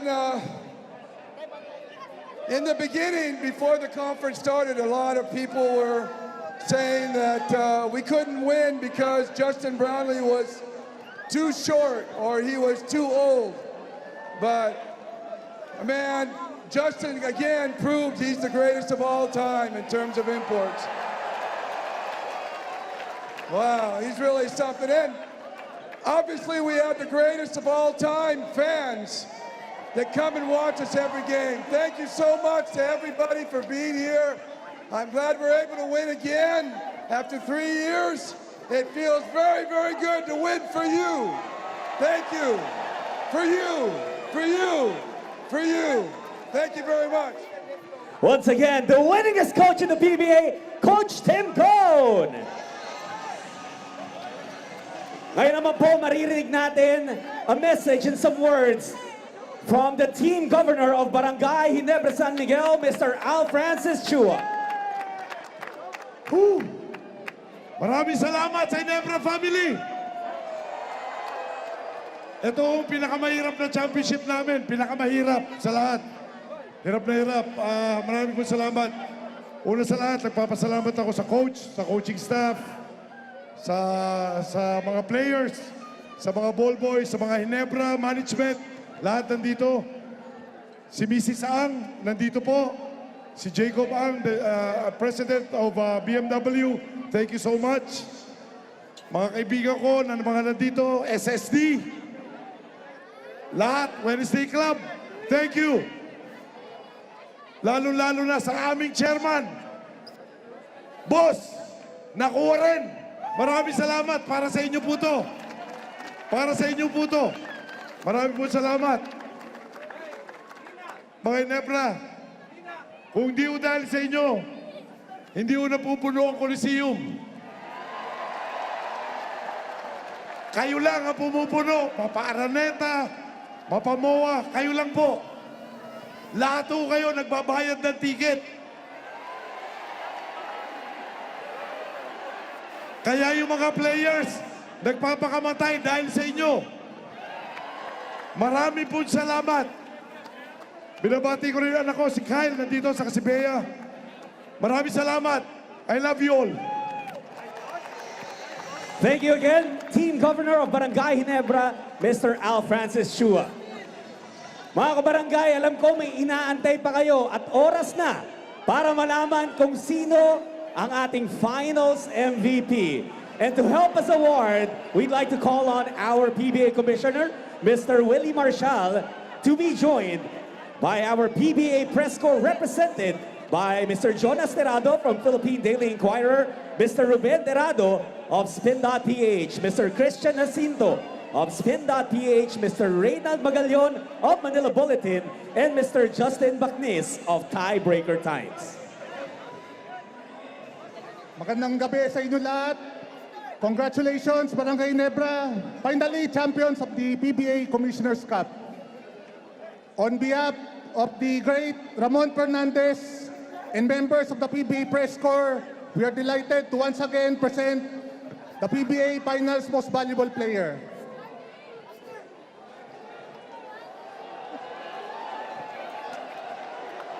Averaging 10.0 points, 6.9 rebounds, 5.4 assists, and 1.3 steals.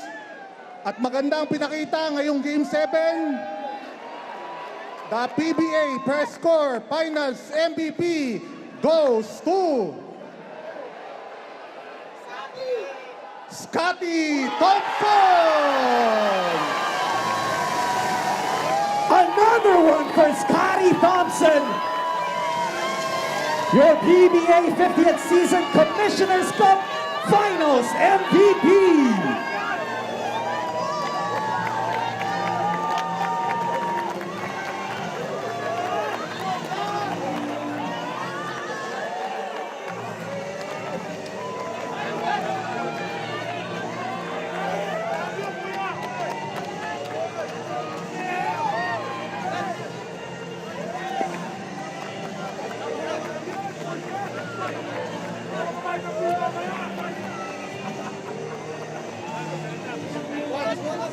And now we turn over the mic sa ating Finals MVP. Give it up for Scotty Thompson.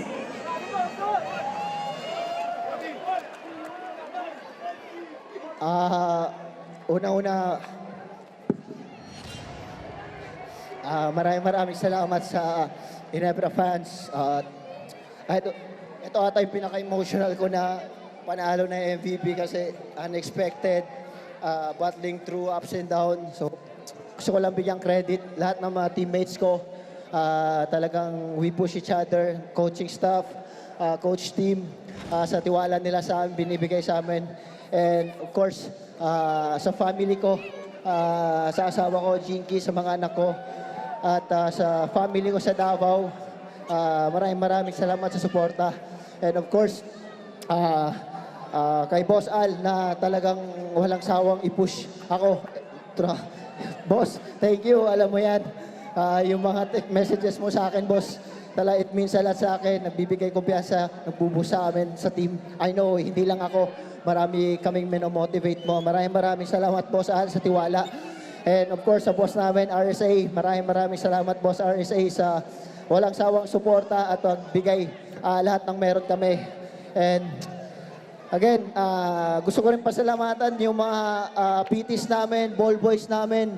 Grabe yung alaga nila sa amin. Alam nyo na yun, maraming salamat dahil sa inyo, nakalaro kami maayos. So, thank you. Mabuhay ang PBA, mabuhay ang Barangay Ginebra San Miguel. Once again, congratulations to your champions, Barangay Ginebra San Miguel! PBA fans, maraming salamat sa patuloy ninyong suporta. Kayo pong lahat na nandito ngayon, you are part of history. The crowd we had inside the MOA Arena, the biggest that the PBA has seen inside this venue. Meron din tayong milyong nanood in front of their TV sets or whatever screen they're watching from. Maraming salamat sa lahat sa inyo. Magkita-kita po tayo next conference. Once again, your golden champions of the Commissioner's Cup, Barangay Ginebra San Miguel.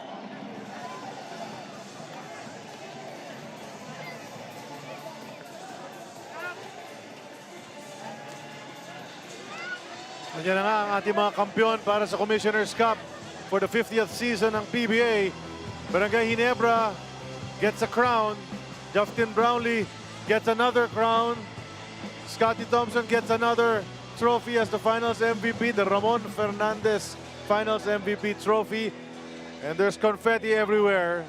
And we asked the question at the start, which team was going to celebrate? It's Ginebra. Ginebra, deserving talaga sila. Tsaka binanggit naman nila Scotty, nila Justin Brownlee na ito yung pinakamahirap nilang championship. No? So talagang pinahirapan sila ng TNT all the way up to Game 7. May isang team din nagpahirap sa kanila bago sila nakarating ng finals, yung Rain or Shine, pinahirapan. Oo naman. Oo nga. Totoo yun. Huwag natin kalilimutan yun. Totoo yun. No? Kaya deserving talaga sila to win this championship, and uhaw na yung mga fans ng Ginebra. Medyo nagtagal bago sila nanalo, pero ganyan, mas masarap yung medyo matagal ng konti. You know how things go here in the PBA. You know, you're gonna celebrate this, take down the nets, take pictures and all of that. May fans day yan and all of that. But before you know it, you're playing another conference not too far away. Magbubukas ang ating third conference, July 10. But just talking about this game number 7, palagi natin sinasabi that yung Barangay Ginebra relies on that teamwork and ball movement. Dito sa ating game number 7, nag-21 assists ang Barangay Ginebra. And we did say that when they win, they average more than 20 assists a game. Bea now is with RJ Abarientos, who's the best player of the conference and now a champion.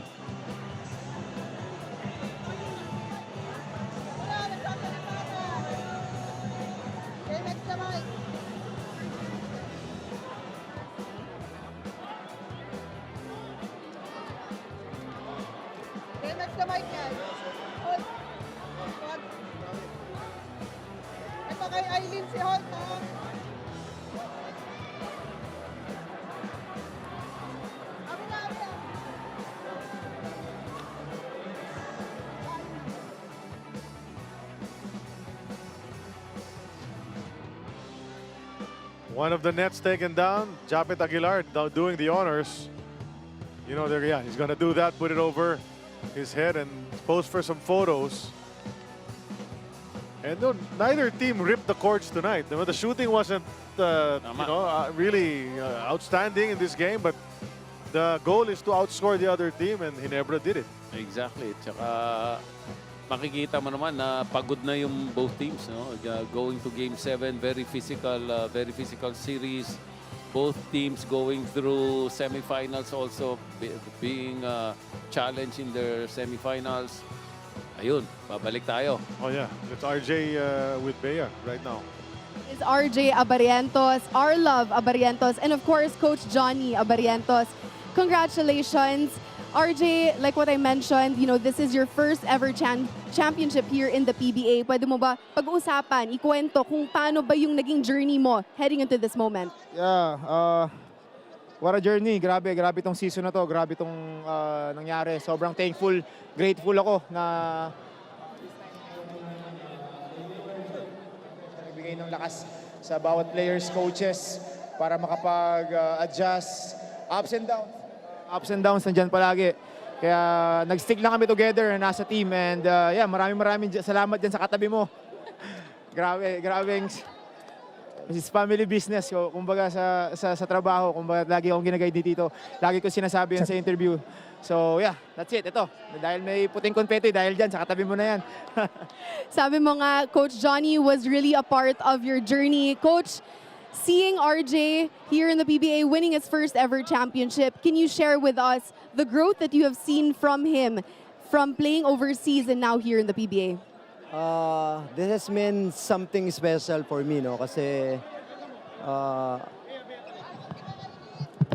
coaching alongside with RJ parang hindi madali, no? Pero wala akong choice dahil alam ko he is my blood, no? So I'm truly blessed, no? I want to thank the Lord first and foremost, and of course the NSD fans, the all throughout support for us, and speechless ako.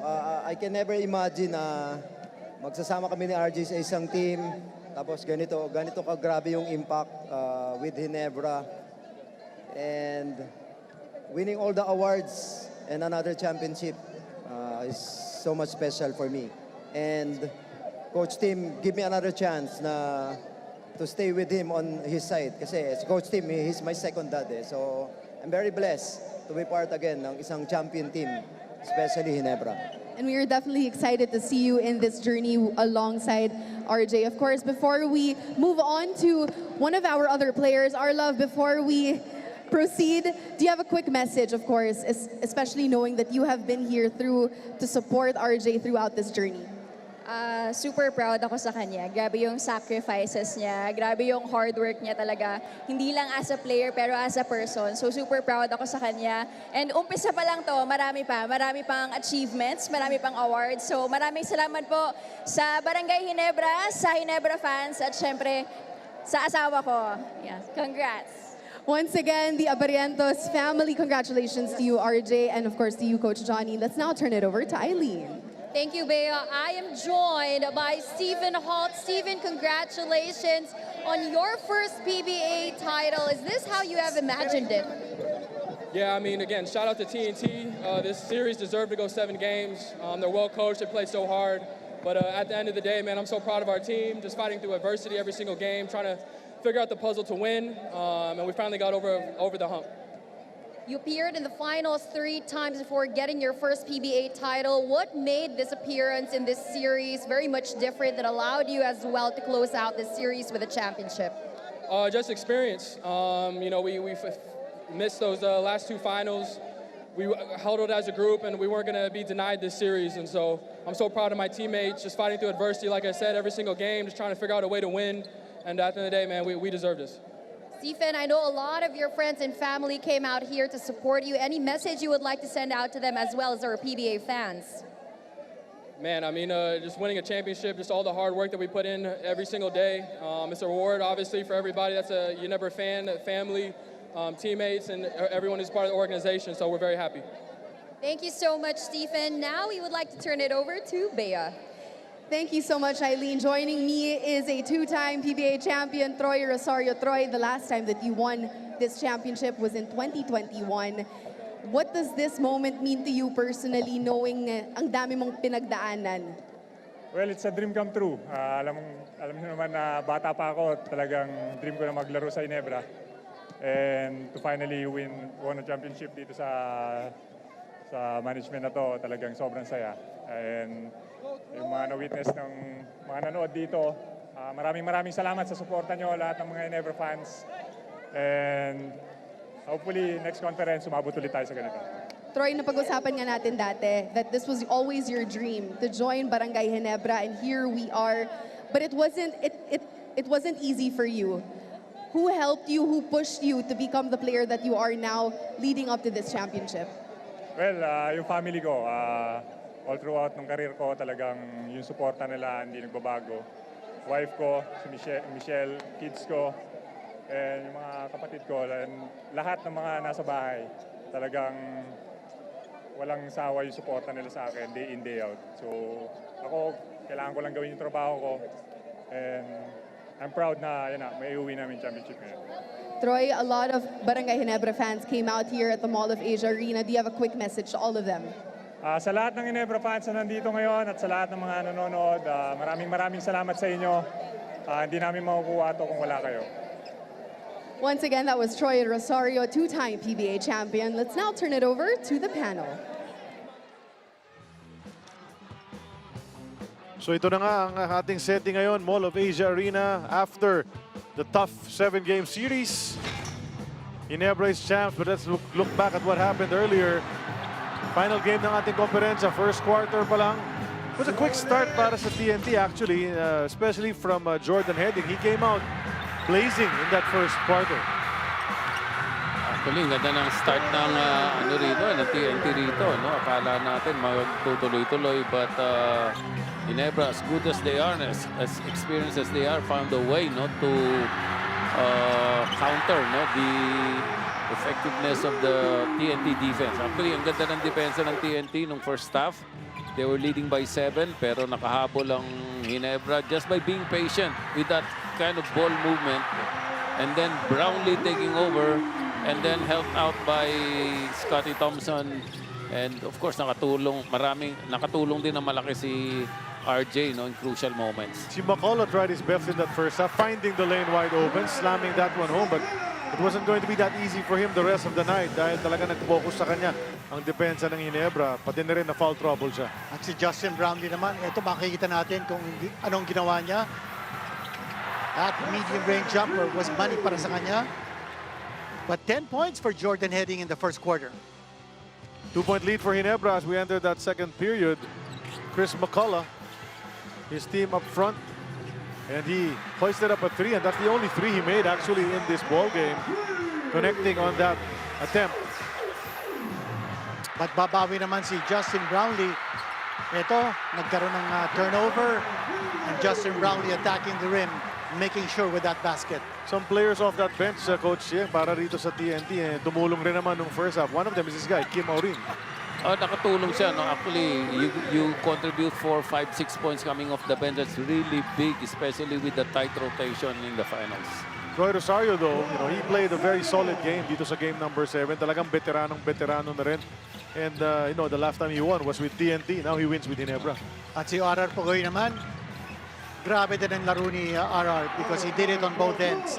Defensa against Brownlee, tapos opensa naman para sa TNT. At the half, TNT had grabbed the lead by 7, 47-40. Come that third quarter, medyo nabuhayan ang Barangay Ginebra trying to play catch-up. But then RJ Abarientos forcing the issue in the paint and getting the N1 opportunity, although he did miss the bonus free throw. Ito yung 3 or 4 times driving to the right at nakukuha niya yung rhythm niya at saka laking bagay nung spurt nila na yon. Actually, naiwan na sila tapos nakabalik sila kagad. And then si Jordan Heading continuing what he had started in that first quarter din, pero nakadalawang 3-point siya. But then after that stretch na lumang sila, biglang puro Ginebra na. Ito si Scotty Thompson going strong to the hole, finishing with 19 points in this contest and certainly making a case for himself as the finals MVP. And Brownlee capping off that third quarter with a drive to the hoop, and everything was going Ginebra's way, back to a 5-point lead as we entered the final quarter of game number 7. Now si Justin Brownlee scoring, but just going back to the third quarter, limiting TNT to only 16 points. Ito naman ngayon, si Nards Pinto. Sobrang laki yung tira na yun. That was a big shot of the game. That was a three-pointer. Well, that was the time that they were zoning. Dito naka-zone yung TNT. And then, of course, si Chris McCullough trying to take over. Pero ang problema ni Chris McCullough noon, ang dami niya namintis na free throws dito sa part na to. And Barrientos, who did not have a spectacular game, but that was almost like the nail in that coffin. He finished with 13 points, but Scotty Thompson still wasn't finished. And you remember, si RJ Abarientos had a flagrant penalty 1 in the fourth period. Had to sit out 3 minutes. And that was it. Shake hands na kasi na-concede na ang TNT with seconds to go. And, Chris McCullough tried his best, was able to stay in the game despite the 5 fouls. But at the end of the day, Ginebra prevails.